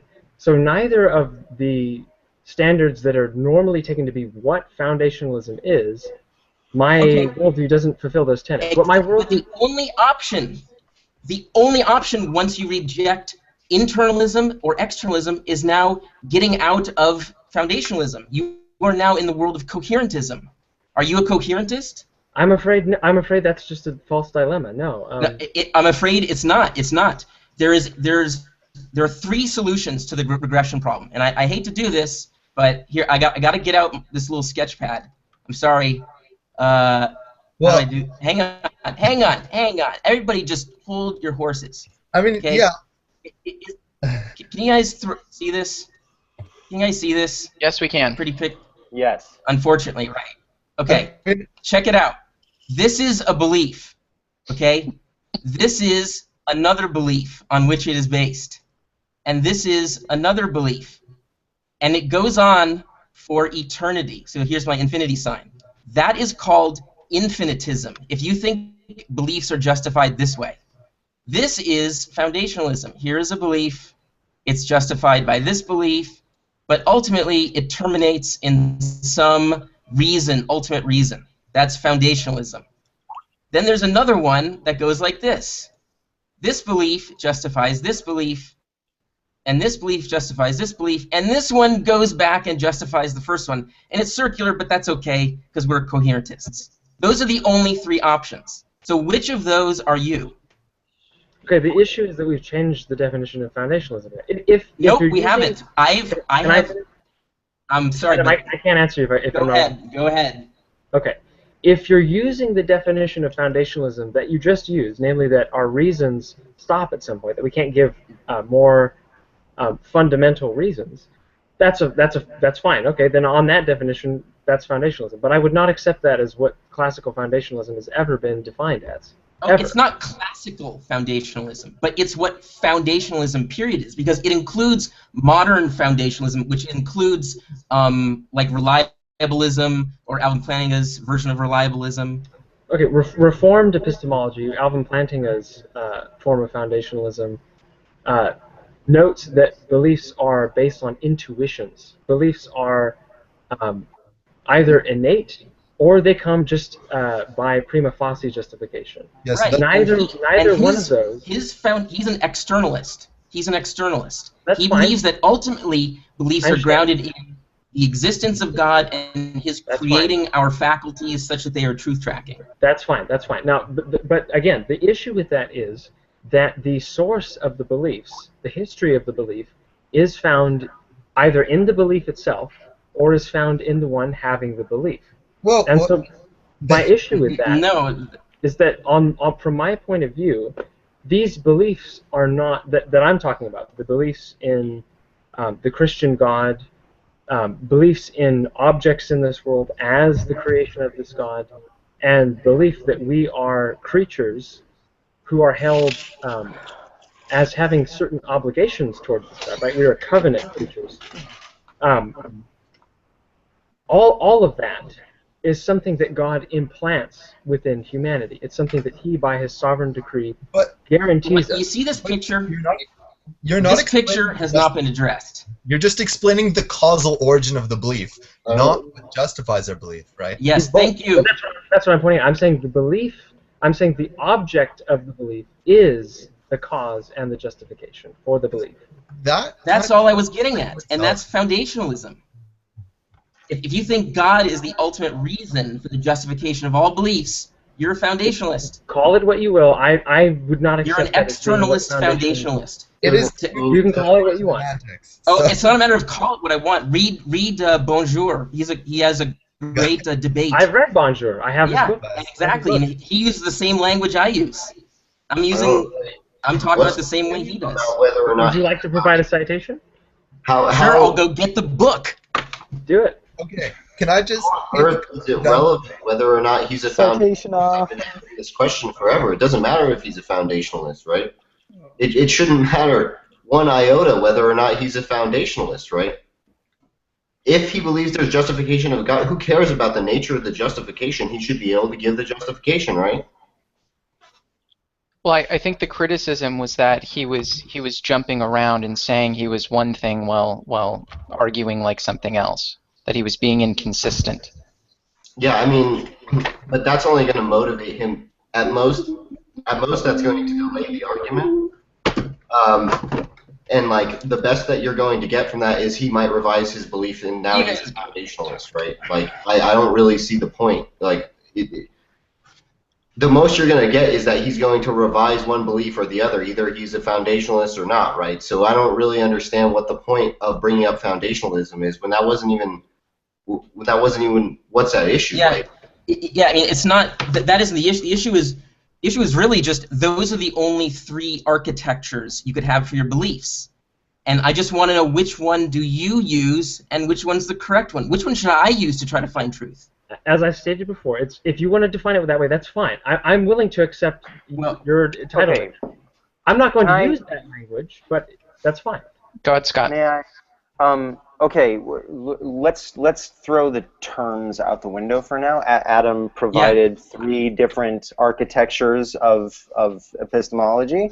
In a very nice drawing, by the way. Right, it was very. It's very excellent. easy to understand. It was great. Now, Jimmy, it seems like you're ostensibly rejecting all three of those. So give us another drawing that's not one of those three. Open up Paint right now. That's right now, man. Open up Paint. No. No. I admit that if we're sticking with the definition, that foundationalism simply means that at some point you can give no more basic reason. That's fine. That's okay. Then I guess my view is foundationalism under that definition. I don't think that's what a foundationalist would accept as his view. The only idea in foundationalism that's important, if you want to get caught on foundationalism, the only idea that's important is your belief is justified by something that's not epistemic, right?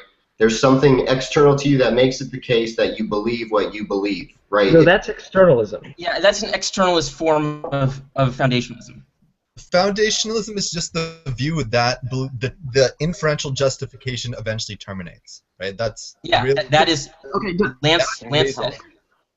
Anyways, I just disagree, but I don't think it's worth considering further. So if you want to call my view foundationalist, that's fine. I agree. It's stupid to argue over the definition of these things. I would love to just.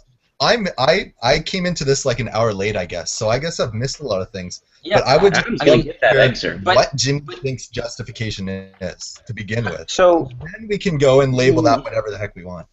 But hey, can I? Yeah. So like leading into that though, can I ask or do a thought experiment kind of thing?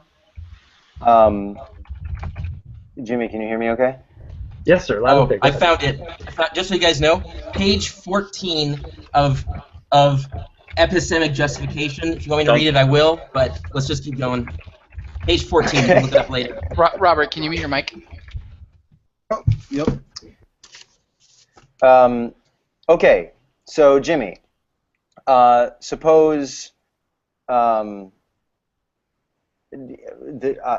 suppose that rather than God, you can say that this being is not God, or you can say that this is just a different version of God, or whatever. But instead of the great making properties that you probably assume God has, we've got a being that is evil and malicious and a liar and manipulative and deceitful and so on and so forth. This being has created you and all of us, and put these presuppositionalist thoughts into your head. As a matter of fact, everything that you believe is wrong because this being designed you to believe all incorrect things. Just curious, just on your view, how do you know that that is not the case? You want an answer that from my position.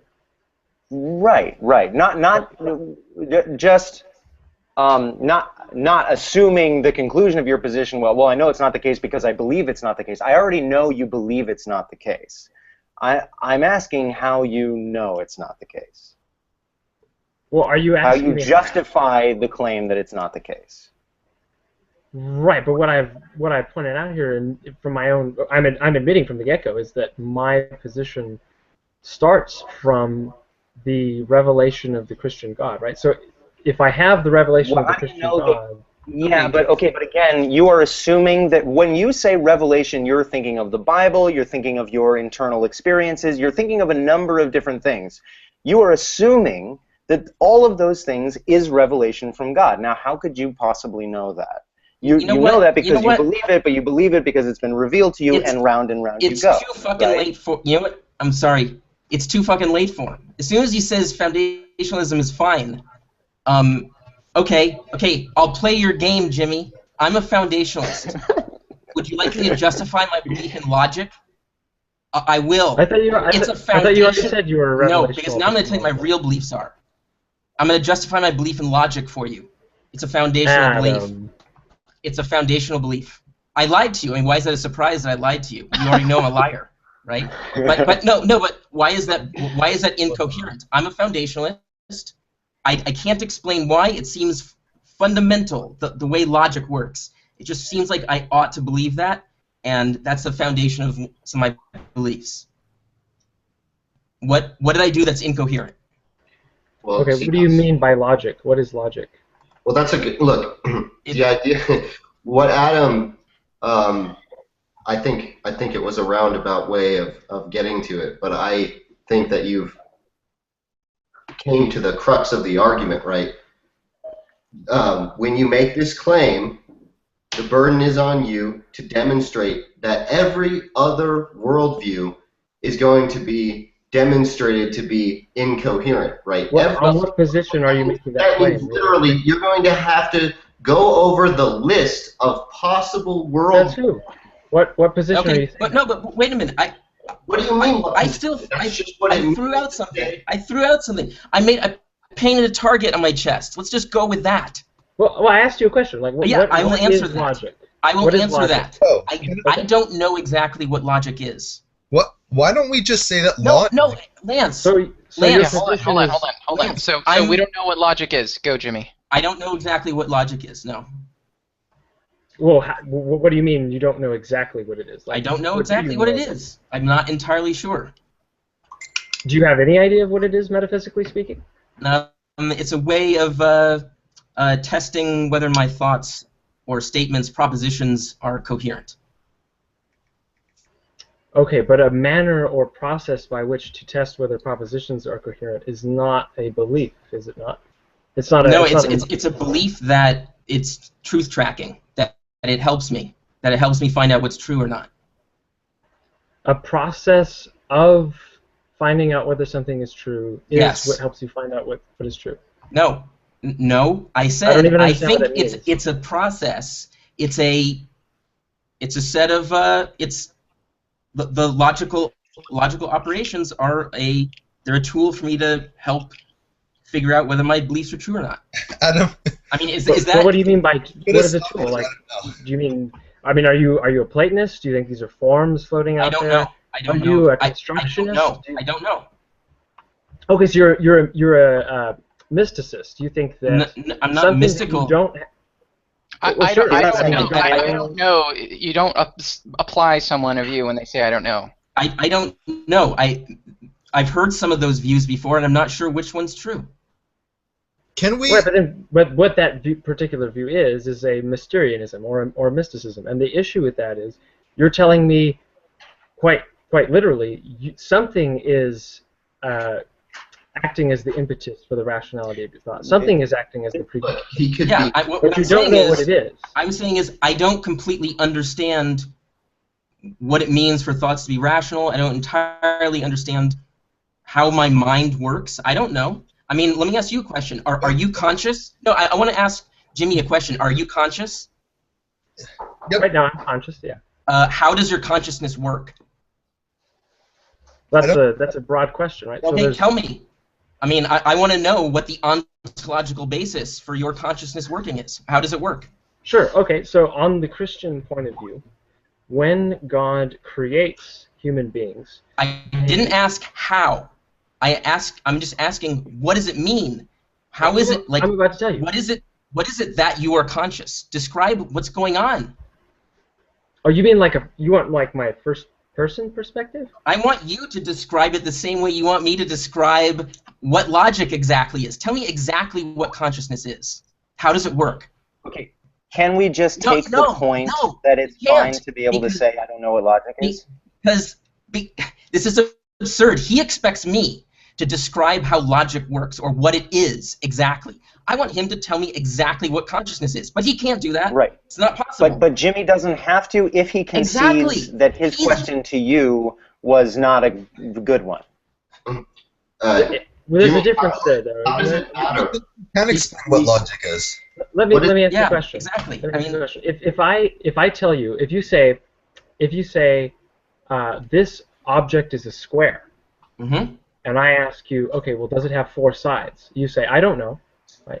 No, but it then doesn't. I say, hold on. That's not what you asked me. You said, what is logic? You didn't say, what is a square? So I'm correcting. No, I'm correcting your analogy before you get too far down into it. Because what the analogy should be, you should have asked me, well, what is a square? Not does it have 4 sides? Because that's not what you asked me about consciousness or about logic. Can I make my analogy? Yeah, go ahead. Okay, thank you. So the difference is very much like this analogy. I ask you, or excuse me, you say, here's a square. And I ask you, okay, well, does it have 4 sides? And you say, well, No, I don't. Shitty analogy. And then I say, terrible analogy. Can I finish? You may, but it's pointless because it's horrible. Let him make his analogy first, and then tell him. Go ahead. Thank you. Okay. Then I say, here, let me present to you a square. And you say, is it the color red?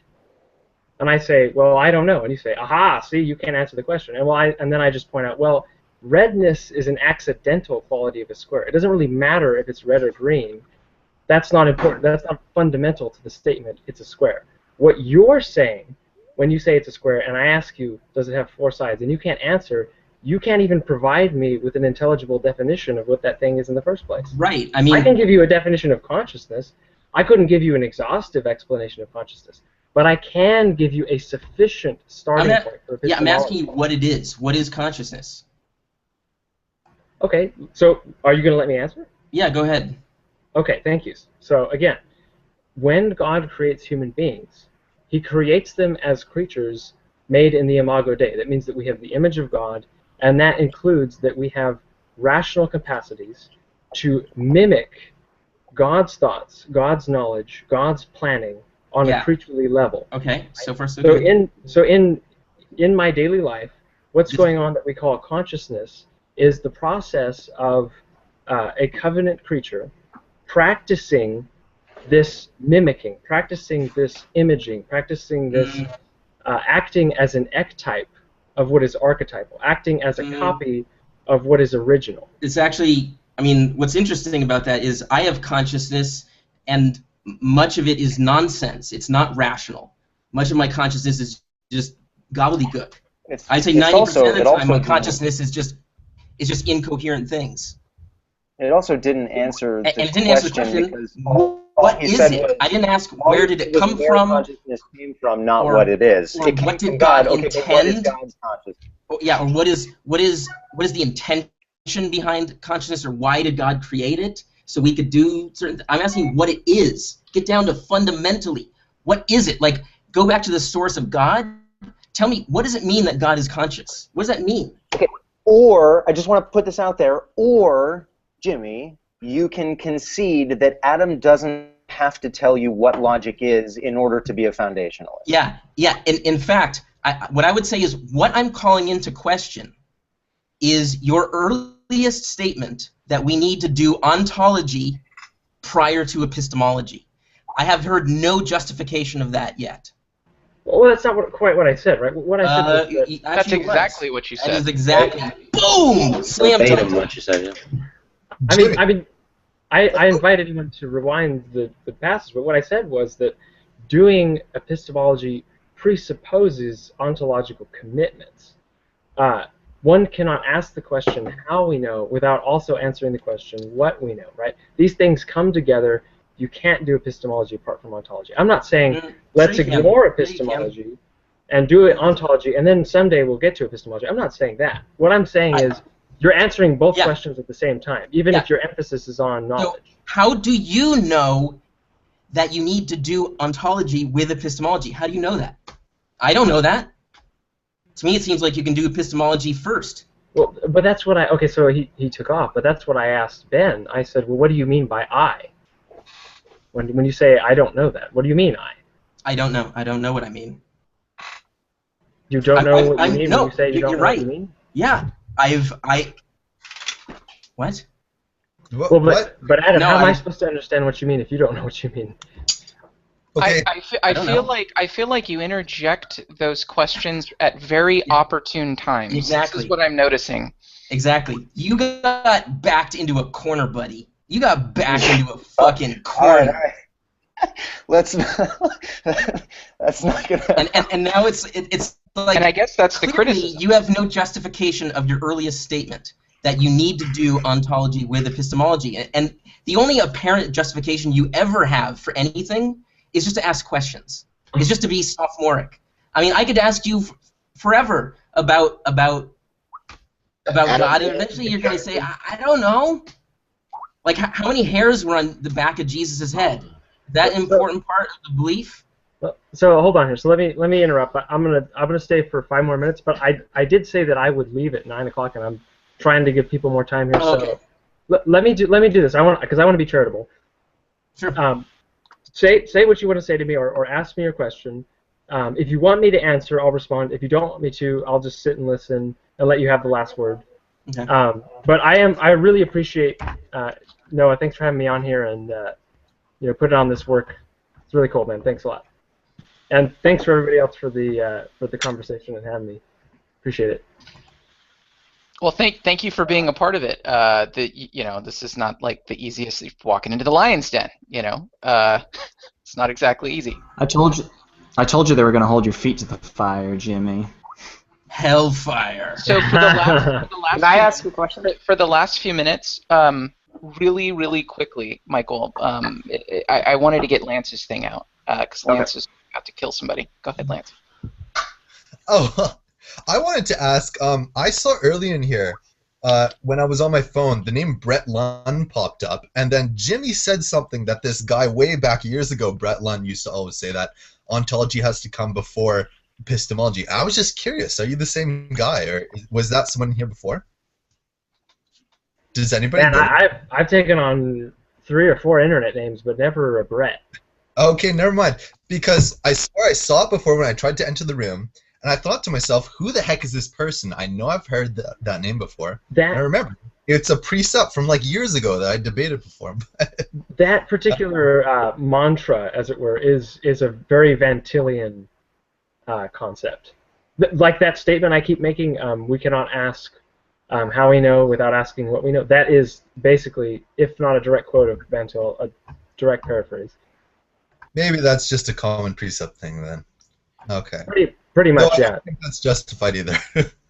All right, Michael, go ahead with your question. My question is kind of just really simple. Why do you believe presuppositionalism specifically? You can be completely, because like I look at it and I look at someone who used to be there. Like 6 years ago, I was all into that. Now I'm like, oh my god, I don't want to look. But I'm like wondering if you kind of were thinking about it the same way that I thought about it back then. So why essentially are you drawn to presuppositionalism? Awesome question. Yeah. So to give you the most succinct answer, it's just one thing. I know it's really basic, I don't know if anybody asked you that before, because I think it's really important to get to know you in that aspect before I can understand you. We should have started this way, Jimmy. We probably I should guess have started. so. Yeah. Yeah, okay, so to answer the question, just to put it as succinctly as I can, again, I am a Reformed Christian. I'm part of the Reformed camp. So all I'm doing is taking Reformed doctrine and sort of translating that into epistemological jargon. So I take, for example, the five solas. I take sola scriptura. And what I found the Bible to teach... I'm getting like severe like PTSD, but keep going. It's okay. Well, so I think like from within like a church context, I think presuppositionalism can be very easily argued to be the consistently exegetical view, right? If you go to Scripture and you interpret it properly, that is the doctrine of epistemology, as it were, that you'll come out with. That's my point of view. Okay. So one final question. You said you had to go. But what do you think of Christians then who do not believe in presuppositional apologetics? So yeah, like Cody. You mean like me? Like I've people like Cody, like people talked like to Jimmy me, a little like bit about this. So like it's very interesting because you make it very binary in that it's the Christian worldview and the non-Christian worldview. Like the Christian worldview is all just one thing. It's not. It's millions and millions and millions of different like subpoints, different things. Sure.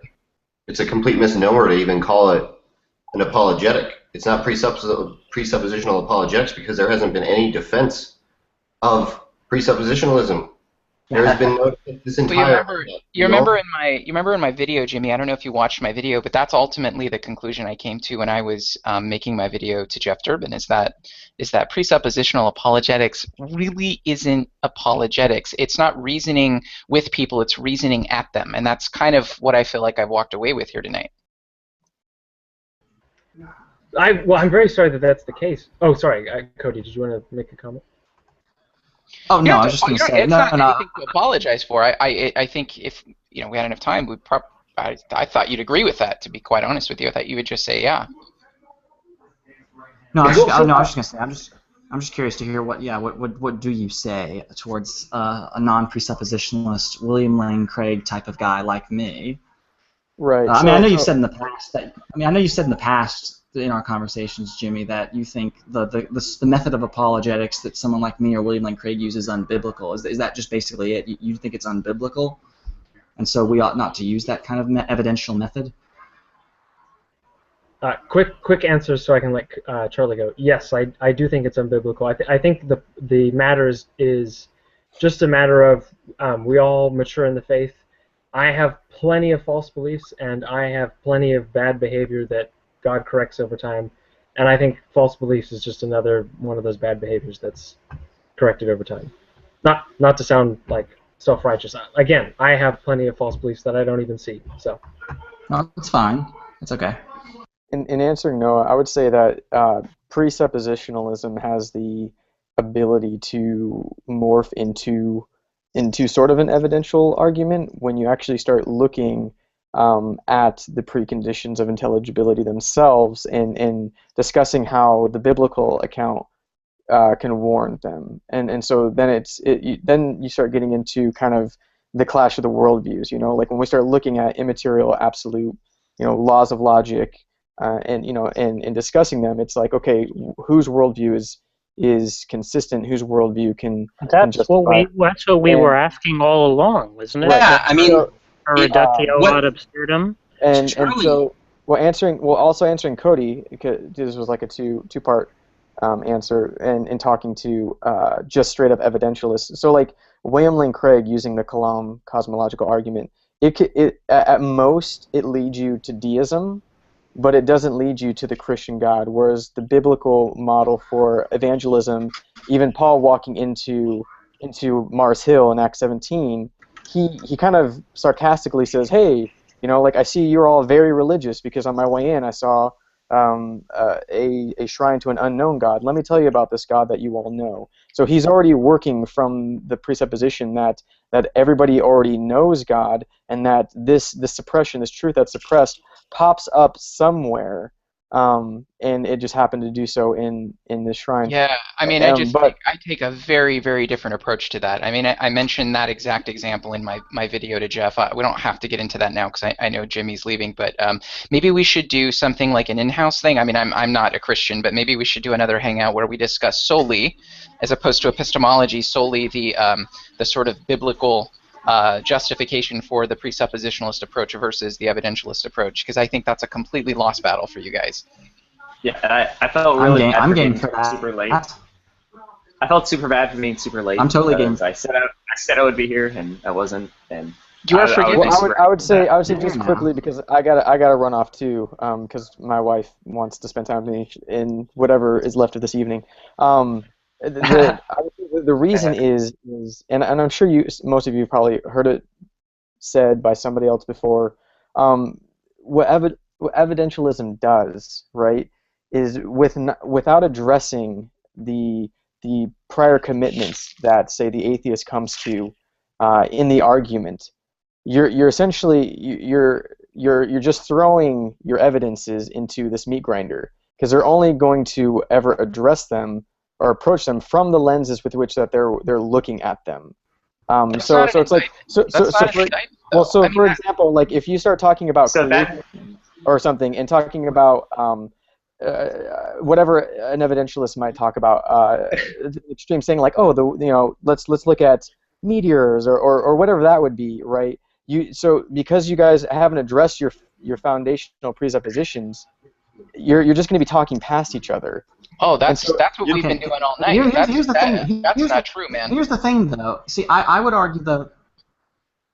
See, okay, 2 points here. First of all, I think that's one of the strengths of evidential apologetics, is that we can sort of meet the atheists where they're at. We can take a lot of their assumptions. The whole appeal to me of it is that we can take a lot of their assumptions that they believe and show that even with their assumptions here, we can show that even based off that, we can give an argument for the truth of Christianity here, right? Well, no, because there's secondly, though, your point about. Okay, go ahead. Real quickly though, you're also, the second thing is your point about putting it into a meat grinder. I mean, sort of imply, because I do hear some people in the presuppositionalist camp will say, but because if we do evidences, we just end up going back and forth, we don't get anywhere. But that may be true, but it's also true of presuppositionalism as well, because you still are going to get into these complicated arguments about, epistemology or, what have you. Yeah. So, however, whatever approach you use, you're still going to, Right. Yeah, so let me see, Cody. So evidentialism, it assumes neutrality. So what you're saying is like, evidentialism says, I have all these great arguments and evidences, and I'm going to just do my best to give them over to the atheist. Night, Jimmy. And let him just see them for what they are, and maybe they will convince him. But what Scripture, right? Generally, people are only going to be convinced. What I'm saying though is that Scripture speaks to the fact that the unregenerate person whom you are trying to just convince is already predisposed. They are hostile towards God. So it's like you're coming before a judge that has already. Hold on. Let me finish. You've come before a judge that has already determined that they're going to throw you in jail, and you're giving him evidences that to not do so, but he's already made up his mind. Like I've already. So the this is what we do. Hold on. I'm almost done. Cody. So I'm talking to Cody. Almost done. You're giving evidences to a person who fundamentally is working from the presupposition God does not exist. He does not exist. So whatever you're saying, it cannot comport to this because God does not exist. So I'm going to explain naturally, or explain, even if they affirm some sort of metaphysic, what they're going to automatically comport it to that worldview. And so that's why you have to address the foundation first. Go Or ahead, else Scott. you're just throwing your evidences away, I think. Go ahead, Scott. Yeah. Well, speaking of evidence, I've known dozens and dozens of people who have accepted Christ as their Lord and Savior because of evidentialism. I have known Right, I'm not zero saying people who have ever been saved by presuppositionalism. So This is kind of like But, what but, I'm but saying Scott, right but now. Scott, he's a Calvinist, so he's going to come back and say though, because I've had this conversation with who are Calvinists like Charlie, and what they're going to say is they're going to say though that it wasn't really the arguments though. God just used you as an instrument, and that God went in and changed their heart and caused them to be regenerate. It wasn't the arguments that did it. It was God intervening and changing them so that they would accept it. Now, I don't believe that. I don't think that's the biblical approach. Either way, there's still a conversation being had. I mean, Yes, either absolutely. way, you're still. So- It's kind of so like Scott- saying, you know, the problem with Christians is they don't already assume atheism. That's the problem with trying to have a dialogue with a Christian. They don't already agree with me. So having a conversation with a Christian doesn't. Ain't that the truth? Well, no, that's not what I'm saying. I mean, we It affirm is what that. you're saying. No, it's not. What he's saying is that atheists have presupposed atheism, and that's why they don't accept evidence against atheism, because you would have to overcome something they've already accepted to such a high degree of certainty, right? Well, it's a fucking But, tautology to say that atheists presuppose atheism. So, Well, it's also that an is- ad hominem. I mean, we're dancing around the fact that it's an ad hominem. It's not really a response. It's an ad hominem. Yeah, obviously none of us atheists in here have presupposed atheism. Well, I mean, atheism does presuppose atheism, right? Just because you have justifications, it doesn't mean that That doesn't because mean doesn't mean that you have Atheistic nihilists. Not You're at not all. supposed to know that. Shh. Don't a lot of atheists say that you're born that way? Like everybody's born an atheist? It kind of. Okay. It's just weak But atheism. what I'm saying is that just because you presuppose something, it doesn't mean that you don't have justifications for the thing that you're presupposing. You can have justifications for your presuppositions, right? Atheism, any worldview presupposes itself, right? That's just. But what is Yeah, the but that doesn't breed certainty. That No, that what- that, what- that, I that breeds didn't say that. investigation. No, I didn't say that atheists are certain, right? I don't think it's a problem for atheists to presuppose atheism, right? I think Presupposition, that's not you're saying every thesis entails itself. Okay, sure. But when you say atheists presuppose atheism, that's Are obviously you saying false. that? Are you talking right? about the argument Atheism that doesn't everyone is presuppose born atheism. That doesn't make any sense. without A the presupposition ability is to comprehend is a kind of like a religious or belief you philosophical have. construct? People are of the- talking over each guys, other right now. Josh Well, and one at a Lance, time. one of you has the other muted or something. Josh and Lance were talking at the same time, so one of you probably has the other one muted. Yeah, I think Josh and muted I was following what both of them were The other saying. one blocked? So Rick, Josh, no, I don't think that. No, I don't. I wasn't talking about the view that we're talking about. I just mean, right, in the most basic sense of what a presupposition is. It's just an assumption, right? So atheism obviously assumes that atheism is true. If it assumes something else, then we just have to deal with explosion, right? But I think I don't mean to say that doesn't mean that atheism doesn't have justification, because I obviously have reasons to believe in atheism. I was just working with the raw definition of a presupposition, right? can we go back to Charlie's claim that the problem with trying to have a reasoned argument with an atheist is that they start out not agreeing with me, and that's a problem. But that's what convincing somebody entails. Now, I know you also happen to have this belief that we already all agree with you and we're lying to ourselves, but fine, if we're lying to ourselves, then we are successfully fooling ourselves, and there is some part of our consciousness that is the fool that doesn't know they're being fooled. So you're presumably appealing to that part of it. But why is presuppositional apologetics? I mean, the word apologetics is in the position. Why is presuppositionalism a better apologetic than evidence? I mean, I don't understand. Yeah. I would first say that I didn't say that was a problem. Like, of course, if you're having this conversation with somebody, like, of course they disagree with you. That's not a problem. What I'm saying, though, is if you're just speaking evidentially with somebody without addressing the lenses with which that they're viewing your evidence through, you're not getting far, and you're not going to get far. All right. So that's what I'm saying is like if we're going to look at evidence, we're going to assume we're going to have these presuppositions that that laws of logic stand, that there's uniformity in nature, that I have the moral obligation to be honest with the evidence that I'm presenting to you. We're both assuming this coming to this conversation. But evidentialist apologetics does get far. Nobody. What I'm saying is, before you can get to that, before you can get to that, you have to address the worldview of your opponent. That's the whole purpose of presupposition. Why do we need to address it? How do you account for these things that you're using to engage in this argumentation?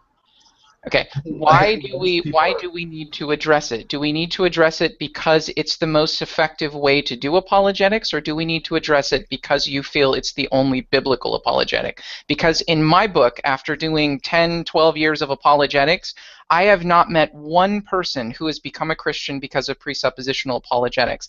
I have met many people who have become Christians because of their interaction with evidential apologetics. Now, granted, my interactions aren't millions of people. Right. So I think most people would agree with this. So before you answer, let me just ask you a question, Charlie.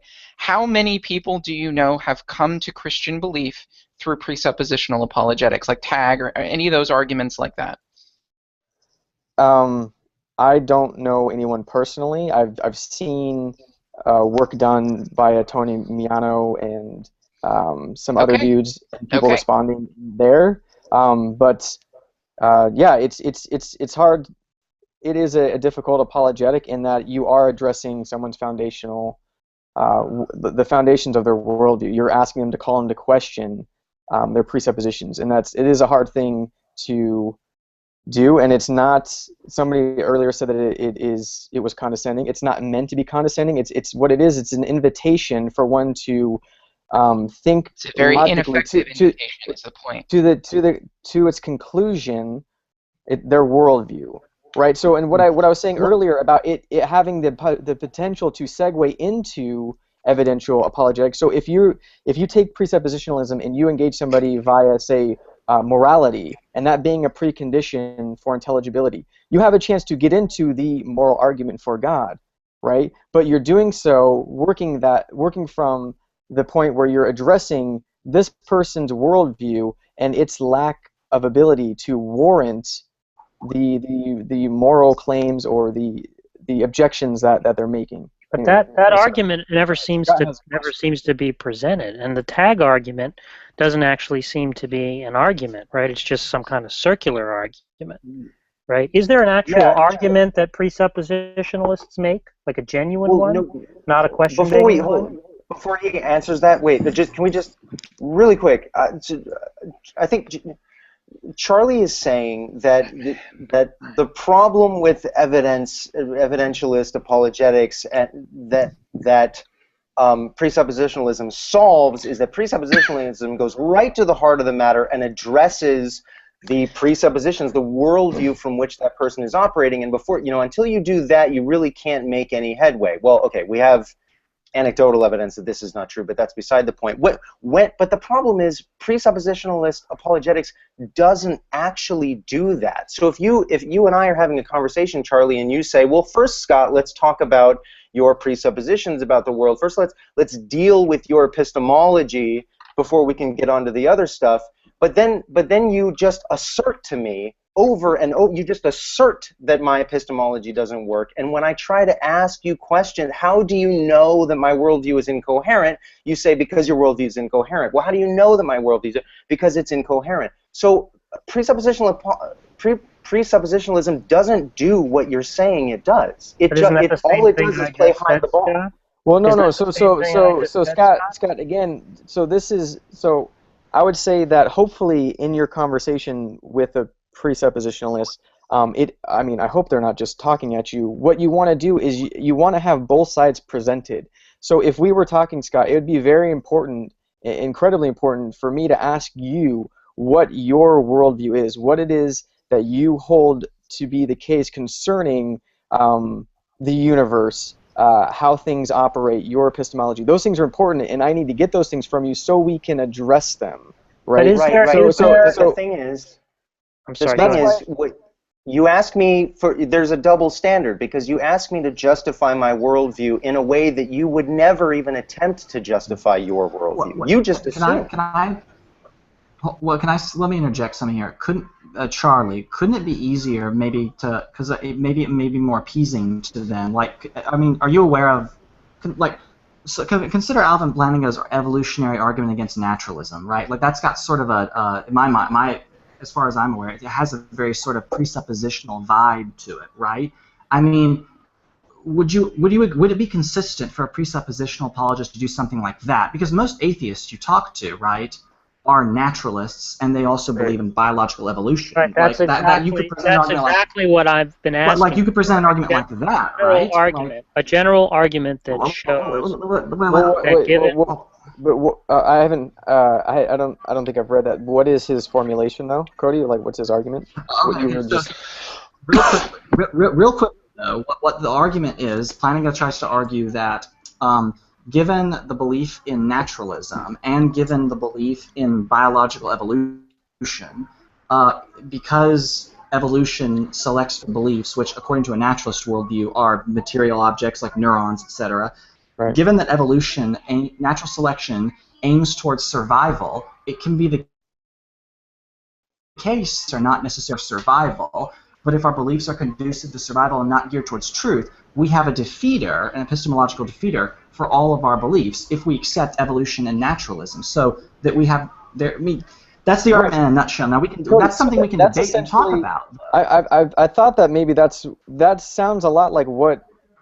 At least I was trying to say. I thought I heard Jimmy trying to talk about it earlier. Somebody brought up the impossibility of the contrary. Yeah. So the tag argument begins assuming that the atheist worldview is true. That this materialistic, there's nothing supernatural beyond the material universe, and that being the case, and asking the atheist to warrant these absolute immaterial entities. That's very different. To warrant it is not an argument. That's very different. Yeah, we shouldn't get into evolution. That's not.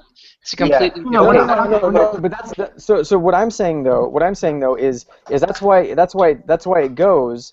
If God does not exist, or if the Bible is not true, the tools or the preconditions of intelligibility would not be possible. And then it goes, the preconditions of intelligibility are possible, therefore it is true. Yeah, so what it says, where is we are going to spend 4 hours never again, this is working from the information that atheists themselves have provided concerning their own worldview. That there's nothing beyond nature. Inference from that information. No. What I'm saying is what they're doing in arguing is they're assuming things contrary to what they profess the universe to be. Great, demonstrate that. You don't have to argue for that. Right? That's it's using again. It's using their own information. If you say, if you say that the universe, if you affirm that the universe is materialistic, i.e., there's nothing metaphysical or supernatural, yet you are assuming for example, the immaterial laws of logic that are binding on all of us. Without warning. There are so many assumptions in there, Charlie, that you have no reason to believe any of those. You're just assuming. You're making all these inferences that are not valid inferences, and you refuse to make an argument for each one of those inferences. We keep asking for the string of assertions. So when I brought up Cody, wait. Oh, atheist and nihilist been trying to say something. Hold on, Cody. Go ahead. Right. What you just said is that atheism commits people to beliefs that are contradictory. Great. Now demonstrate the contradiction, right? Because first of all, you said that atheism presupposes materialism. No, it doesn't, right? You can be an atheist, not a naturalist. Or Platonist. Right. All those are compatible with atheism. All atheism is the proposition that God does not exist, or if you're one of those persons, I lack belief in God, right? It doesn't matter which proposition. You got to argue that both. Right.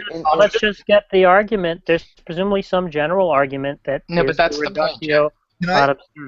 So let's just get the premises to that argument and look at it, Charlie. I was leaving a half hour ago, guys, and but that's what I was trying to say earlier when I was talking to Scott about it being very important to know what he's working from. So like I don't know when Scott came in here, we didn't make his position clear. Like hey, like I am an atheist, but I'm also a Platonist, or I am an atheist and I'm a materialist, or I'm a naturalist. Isn't there a general argument, Charlie? Okay, those. Isn't there a general argument, Charlie, against all atheists? But I'll hear Scott, but I really need to go after this. So go ahead, man. I'll hear you really quick. I'll make it really quick. I will come back and listen to the rest of this video later, maybe tomorrow or something. Okay, guys? So I can be up to date next time.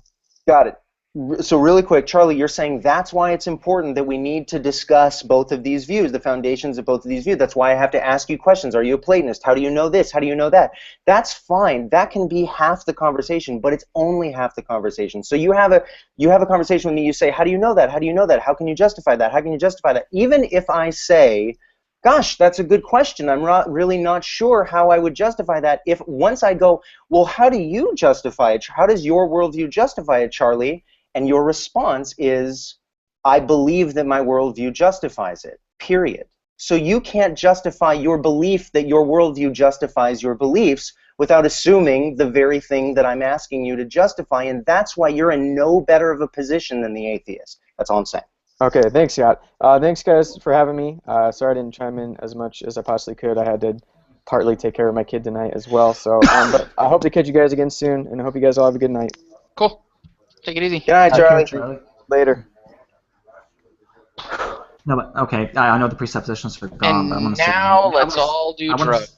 Let's all right now, everybody. So my theory is the only reason though I brought up the evolutionary argument against naturalism, I was trying to ask Charlie if that could be something that a presuppositionalist could consistently use if the atheist they're talking to. I mean, because it would at least, I'm sure everybody. I mean, because at least we could all agree that would be something we could talk about, right? So here was the point. Here was the entire point. I'm going to cash out tonight's hangout. Here was the entire point. I'm so glad I'm here for this part, by the way, and none of the other pieces. Robert Waters, Michael Mason, and Cody Nelson. Don't ever become presuppositional apologetics. Don't ever, ever, ever become apologists in a presuppositional nature. That was the whole point. But what if there's money? Don't tell me how to run my life. But what if there's money? No. If I could make $1 million being a presuppositionalist, Christian I've heard all night. Best response. No. Okay, so I just want to say something that I think the fundamental issue at the very root of it is they believe that believing what they believe is the moral thing to believe. Yeah. And that is what's scary to me personally, because I was there. I was there when I was in a Reformed church. That was like what I was ingrained to start believing, is that not believing presuppositionalism was distrust in God. Well, that's definitely a part of it, because they will frankly admit that it's ineffective, but they still feel an obligation to do it. Yeah. And that can only be because of moral. I wish I could have been here earlier to try to get into that, but I guess whatever. Different time. I was drinking. It doesn't matter. Well, there's probably a lot of truth to that. Oh, go ahead, Scott. I actually I know that Michael. I don't know if Avi is here, but I know that they were going to talk about their boxing match, and I would love to hear about that. But I have to go, and so I'm going to watch the video later to hear you guys talk about your match. But I think you won. Did you win? I saw a trophy. I got my ass kicked actually. Oh. Yeah, Avi won his match. Yeah. You did? Okay. All right. Cool. Well, I'll watch the video later. Peyton had to fight Bane. Like when I saw who Peyton was going up against, I was like, oh, we were all like, oh my god. Oh Jesus. Yeah. Yeah. He's no, a professional. I'll put it on the Scratchpad, but he's actually a professional rugby player. Oh wow. Like he has like a Wikipedia page about how like good at rugby he is. Oh my god. So I was supposed to fight someone else, and they dropped out at the last minute. And so like a week ago, they're like, sorry, Mike, we have to get you someone else to fight. Get the Hulk. So I got like this fucking freak of nature that like yeah, it was just ridiculous. Like I'm still feeling that punch. Is that your first boxing match ever, or? It was as an adult. I did it when I was a teenager. That is a whole different thing. I've never been hit Later, that Scott. hard in my life.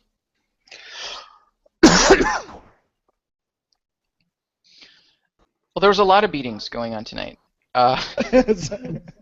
Yeah, Tyson Fury won the, if any of you are actual boxing fans, the heavyweight championship changed hands tonight as well.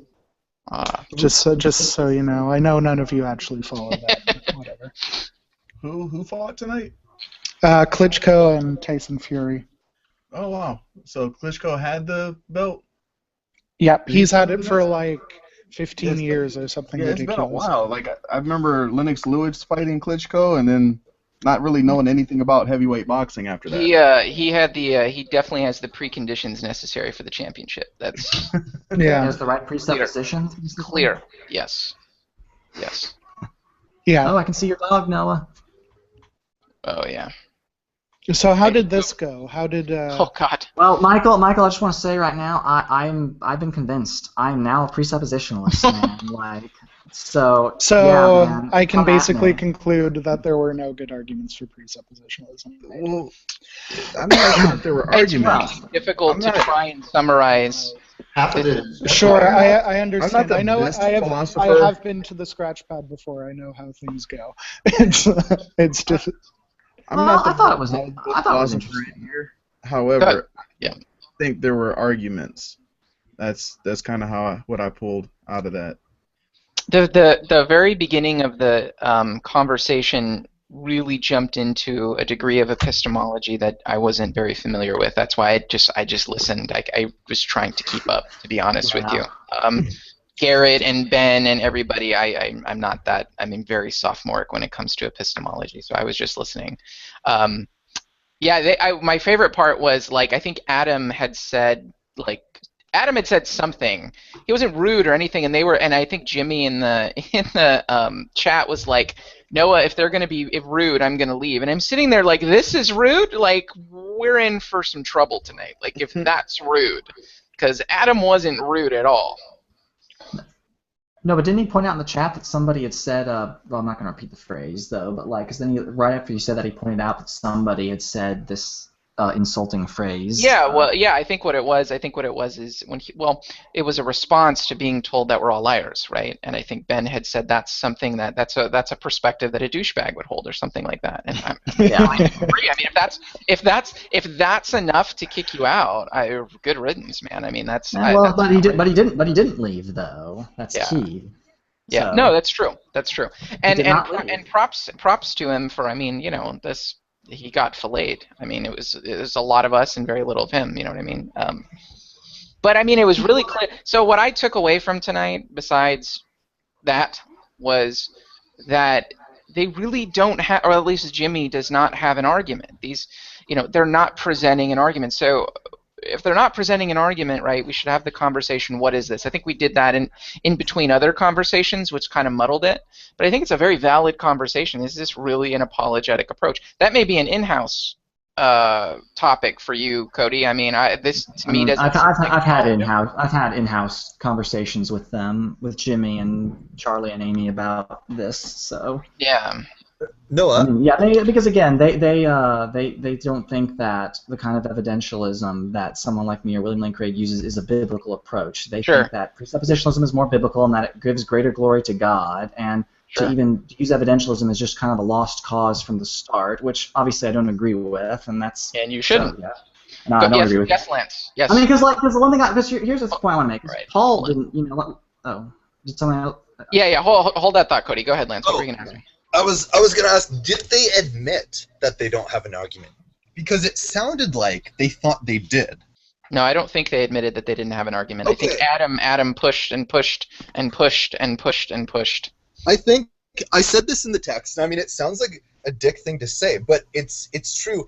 The guy who was speaking last, he didn't know what an argument was, right? Jack kept pounding him, saying, "Give us the argument, give us the argument," and then he would respond with something that just isn't an argument, right? And he would describe his process, and it's just not an argument.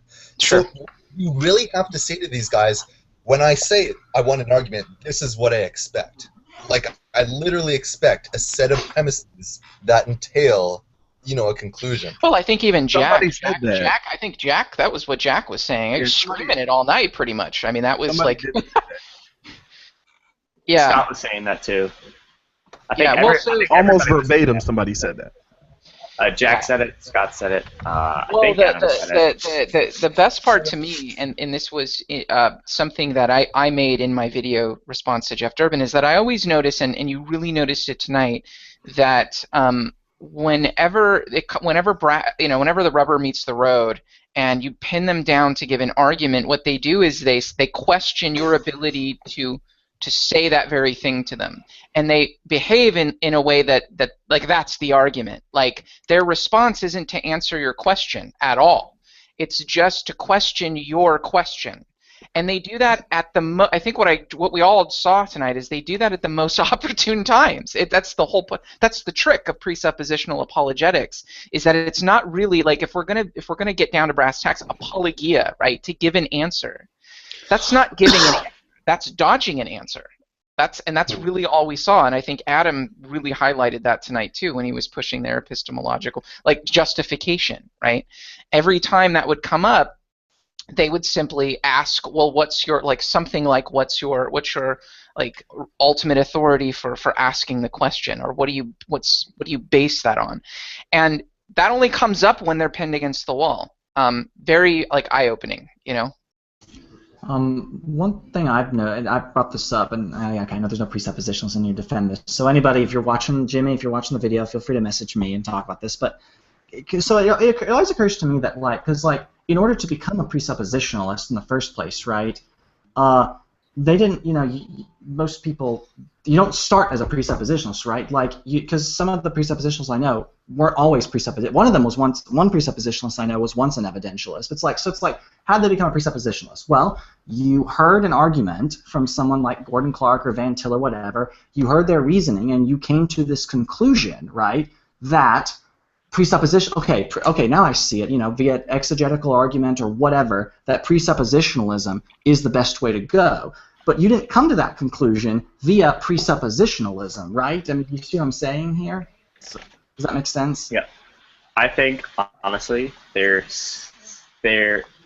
when I was in a Reformed church, it was that certainty was above all, and presuppositionalism was put up as this thing that gives certainty.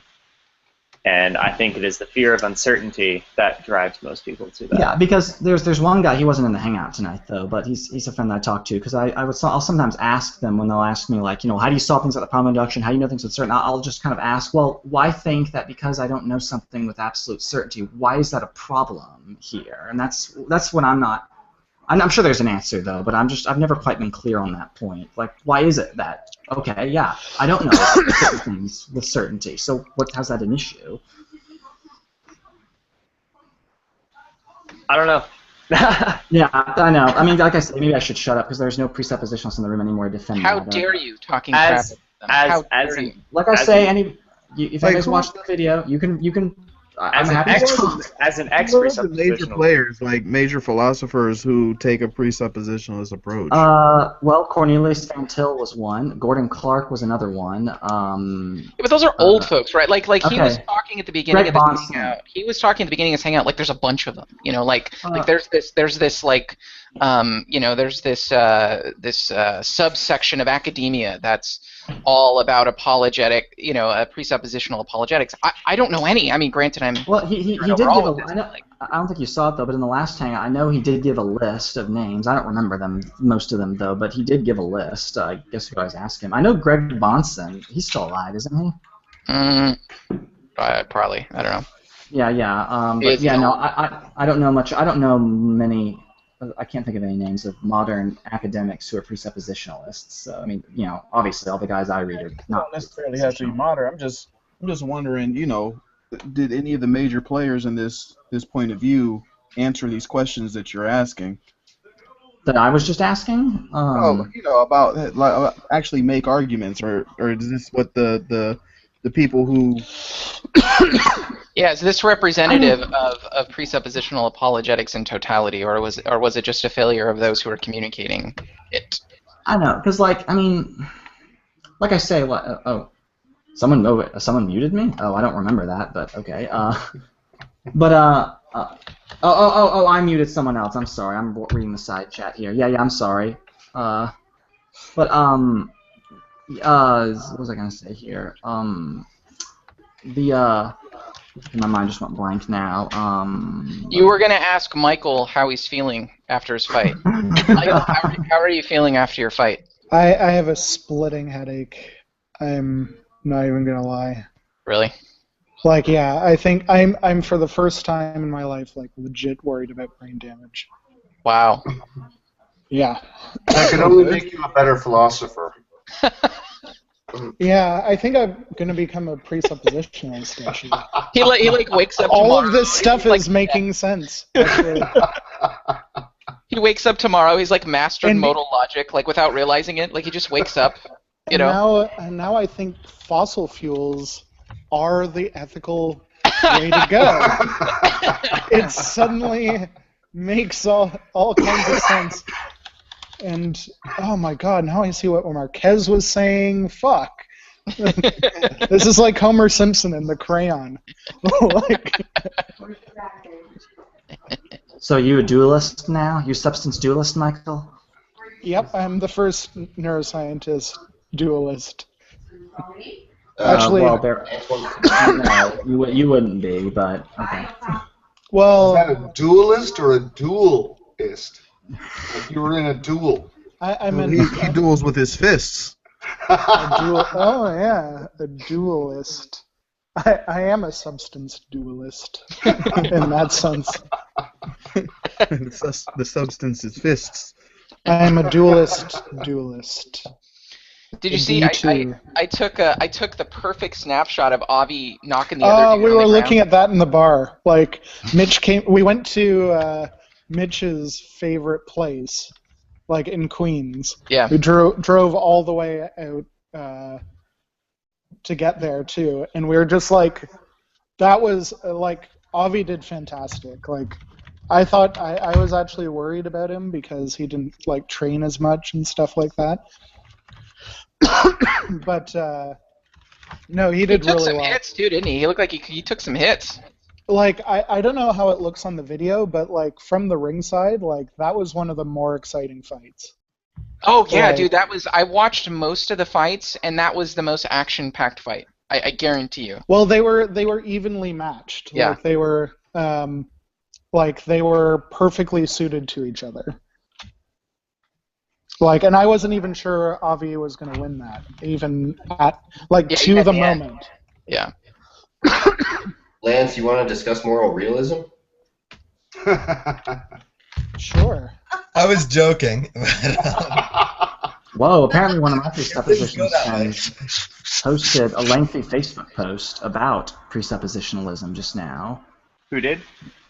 Somebody who wasn't in the Hangout, but he's a presuppositionalist friend of mine. He just posted a lengthy Facebook post about presuppositionalism. Bring him in. Bring him in right now. Bring him in. Well, actually, not just now. I mean, I just now logged onto my Facebook and saw it, but Bring the bastard in here now.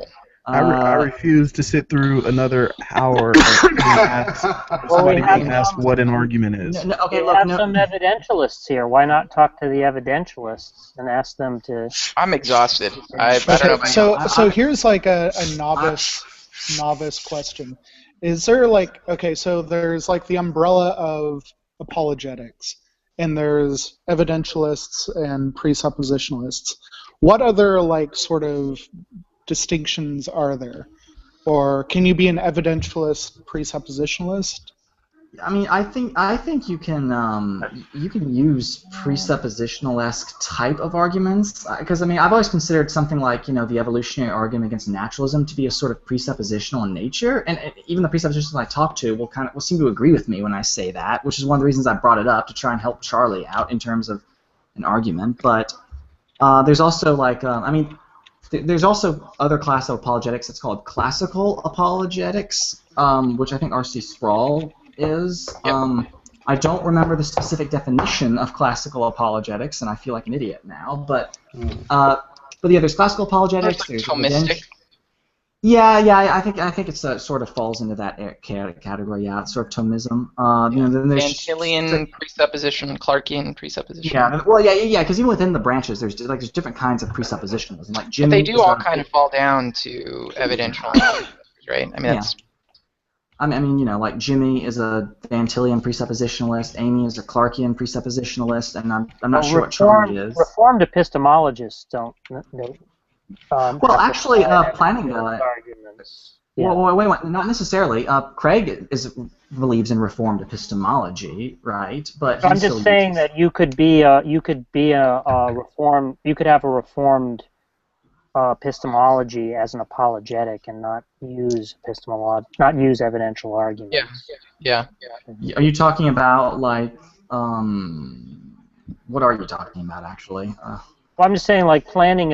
He doesn't usually give. I don't think he usually gives evidentialist arguments, right? Oh, I see. Oh, yeah, sure. Yeah, I see what you're saying. But he just argues that belief in God or Christianity is a properly basic belief, and because I'm warranted, all I have to do there now at this point to remain rational is just to rebut defeaters to my position. So yeah, okay.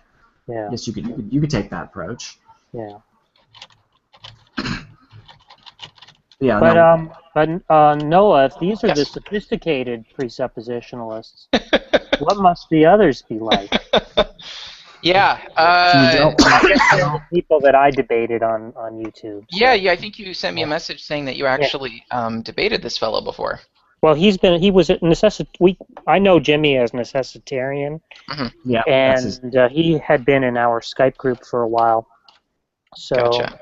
Yeah, if I had known it was him, I would have been less excited about. I mean, I like him personally, Yeah. But I didn't think it was very useful.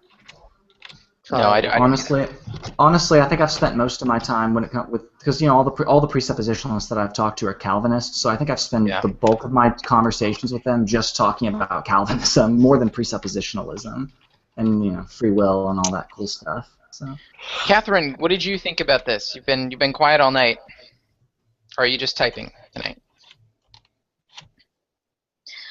I was a little disappointed. I mean, I feel like there could have been better arguments. I also feel like I really wanted the precepts to have more of representation. I guess either in volume or in mass. I mean, either it could have been the number of persons or the quantity of which they spoke. So if we had like one really dense, lead-based. Well, then maybe we should maybe one atheist should just go into a room, hang out with nothing but presuppositionalists. Then they'll have a louder voice. No, that's not it. I just felt that I'm joking. These experiences, arguing with people in a philosophical setting, maybe it's because I'm from a small town with a lot of very religious people, but there was a different ratio, and I thought that there was a lot more representation on the other side. So, I mean, I was a little disappointed, but at the same time, I thought that our guest was very, even though he did have a few complaints, in the end, I thought he was pretty constrained and polite. Sure. But he did not really give me anything satisfactory in the way of how to understand his point of view and agree with it. Yeah, so, I was just going to say, I think a large part of the problem is having so many people in the group. I think we capped at like 17 or something. And there were like 3 of them and like 14 of us. So, and one of the things you'll notice is that someone will make a point and like 5 other people will attack different parts of that point, and 20 minutes later we don't know where we are. That's the part that does kind of suck. Yeah, I mean, I appreciated a lot of the parts with Adam, mostly because it was like everyone shut up for a minute, and it was a back and forth trying to push the conversation forward, and that's where kind of the clearest stuff from these 3 or 4 hours came out, I thought. So I kind of agree. Like, I think having less people may be good. So sweet, Noah. I know. I tried. Adam is so captivating when he just gets so like, But wait a minute now. What I'm asking is that you have to. No, you need to answer. Like, it's so entertaining to watch. Well, he sounds irate. Yes, he sounds irate. You should see him drunk.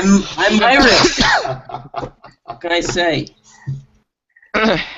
You should see him when he's drunk. It's even better. He goes from Paint to Photoshop to make his points at that point.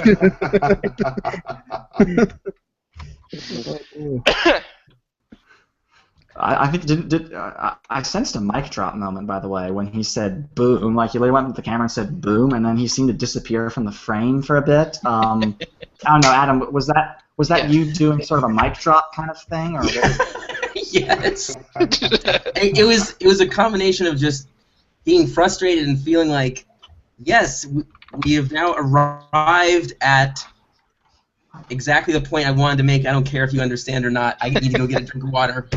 Well, I think there has been a good point being made that with a lot of people it does, because there were a lot of moments where, like, when someone like Adam, or even like when Scott would come in, I kind of wanted everyone. I just want to hear just the two of them go back and forth. But then, of course, people sometimes want to jump in there, and then things get messy. Yeah, I don't think we're gonna have another one of these. I just don't think it's gonna be fruitful to do this again. So, like, when I was want to be involved. When I was hanging out with Avi and Mitch, we were all kind of like, so that presup thing is going on. And we all kind of like agreed that we didn't see any possible way this could turn out well, like that you'd actually learn anything. I'm sorry, but like I don't see the appeal. Yeah. Like let's do something productive, like make fun of Sam Harris. Like I mean, well, what's wrong with the notion that speaking with people that you disagree with is a good idea? Because I've been presented with this notion, and I think that it's possibly morally true. It's something that I at least follow to try to discover whether or not I think it's morally true. So what's wrong with trying to put yourself amongst the wolves? Well, I think I think what happens is that people are at different stages in understanding some of the aspects about these arguments. Some people, to them, it's new and fresh, and they want to. I mean, I think even with a presupper, Catherine, like coming into it saying "I want a dialogue," assumes that what's going to take place between those two parties is something like a dialogue, right? As opposed to a cleverly disguised monologue, or you know what I mean, like. I think there was a dialogue. I think there was a dialogue going on here. It might not have progressed the way certain people wanted it to, though. But like, I don't feel like Jimmy was ever just monologuing the whole time. Yeah, monologue's kind of the wrong way to put it. He was interacting.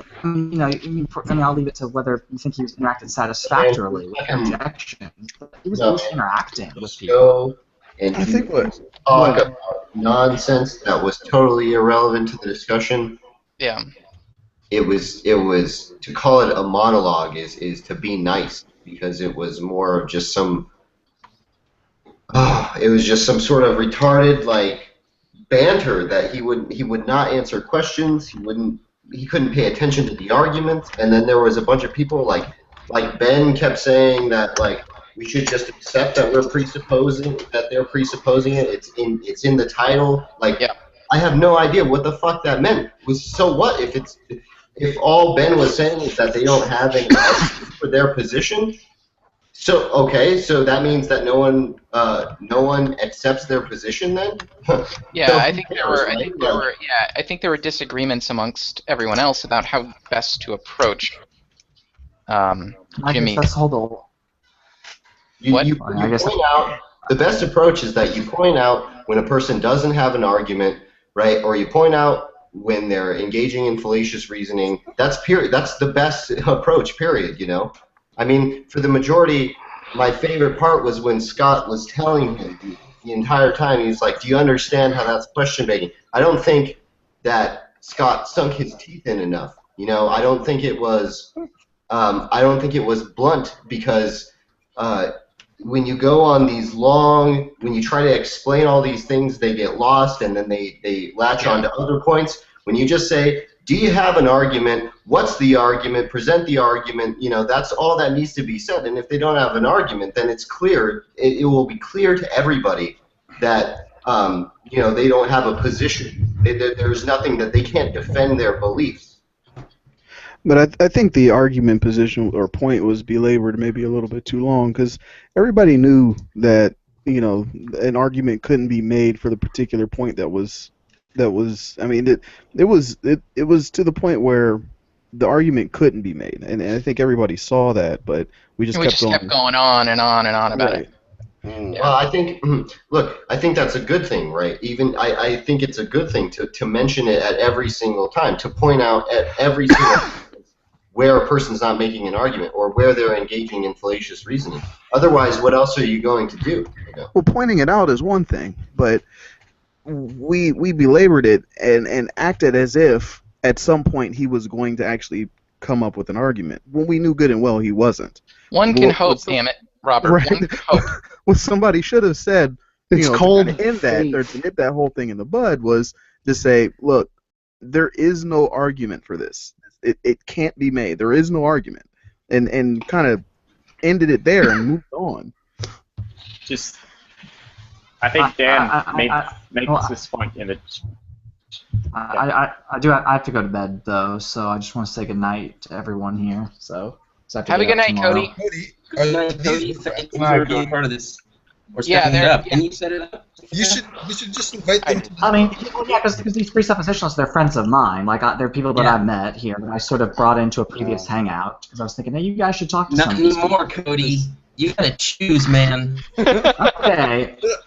Have a little bit more faith in me, because I feel like I've had. I mean, okay, as I've said before, most of my conversations haven't been about presuppositionalism, but the ones that I've had with them about presuppositionalism, I feel were at least productive here, and I wanted to see how they'd interact with you guys, with you fine gentlemen here. Cody, can I ask you a question?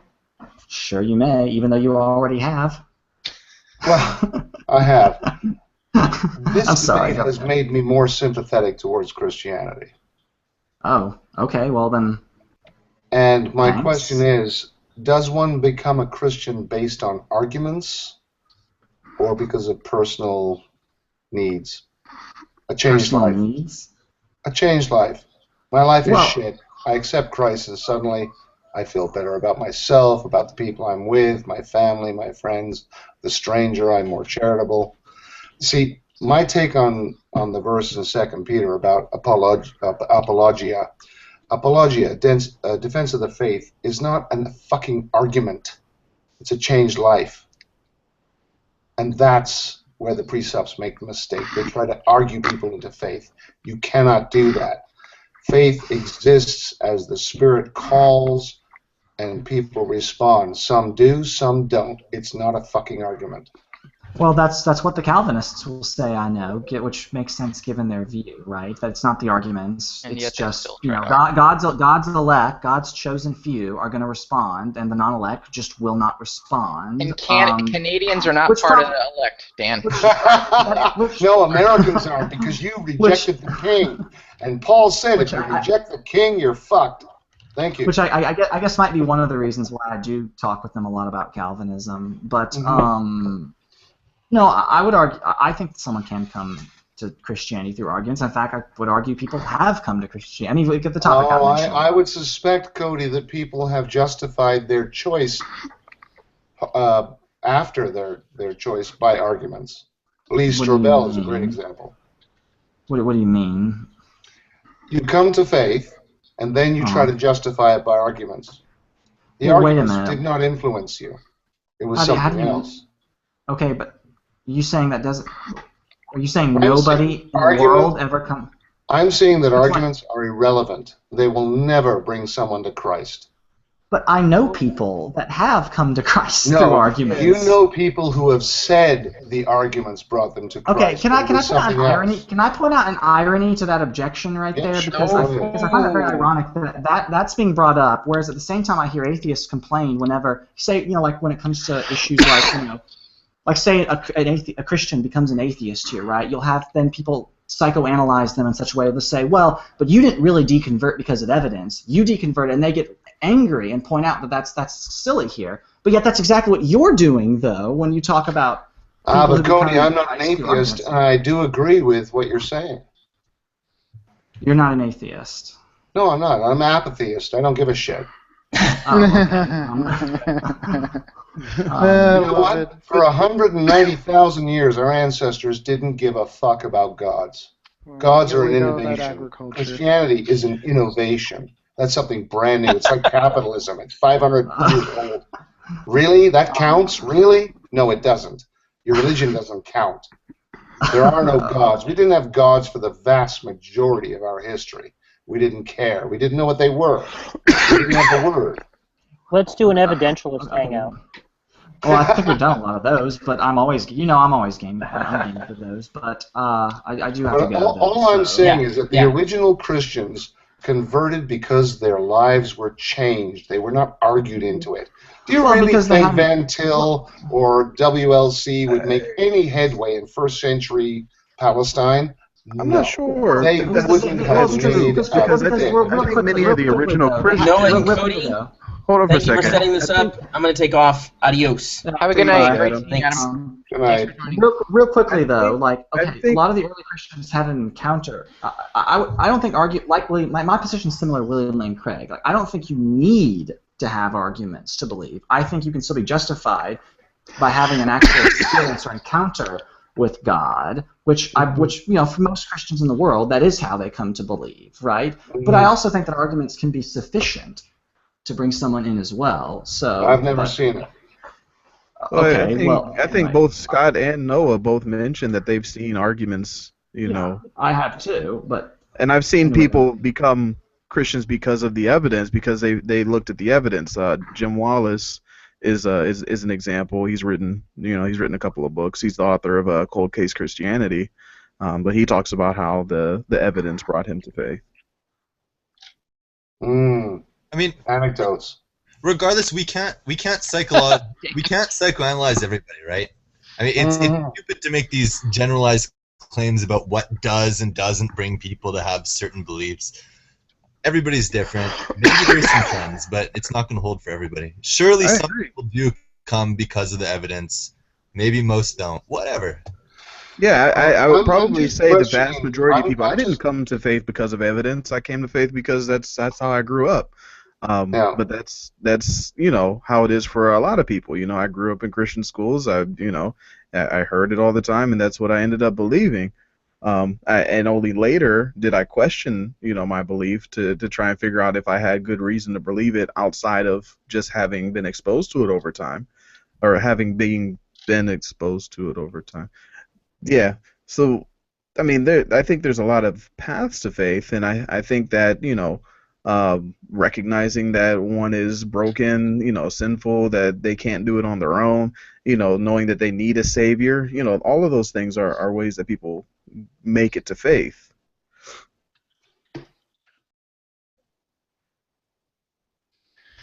All right, guys, I'm going to close up shop. I'm going to stop the broadcast and head out.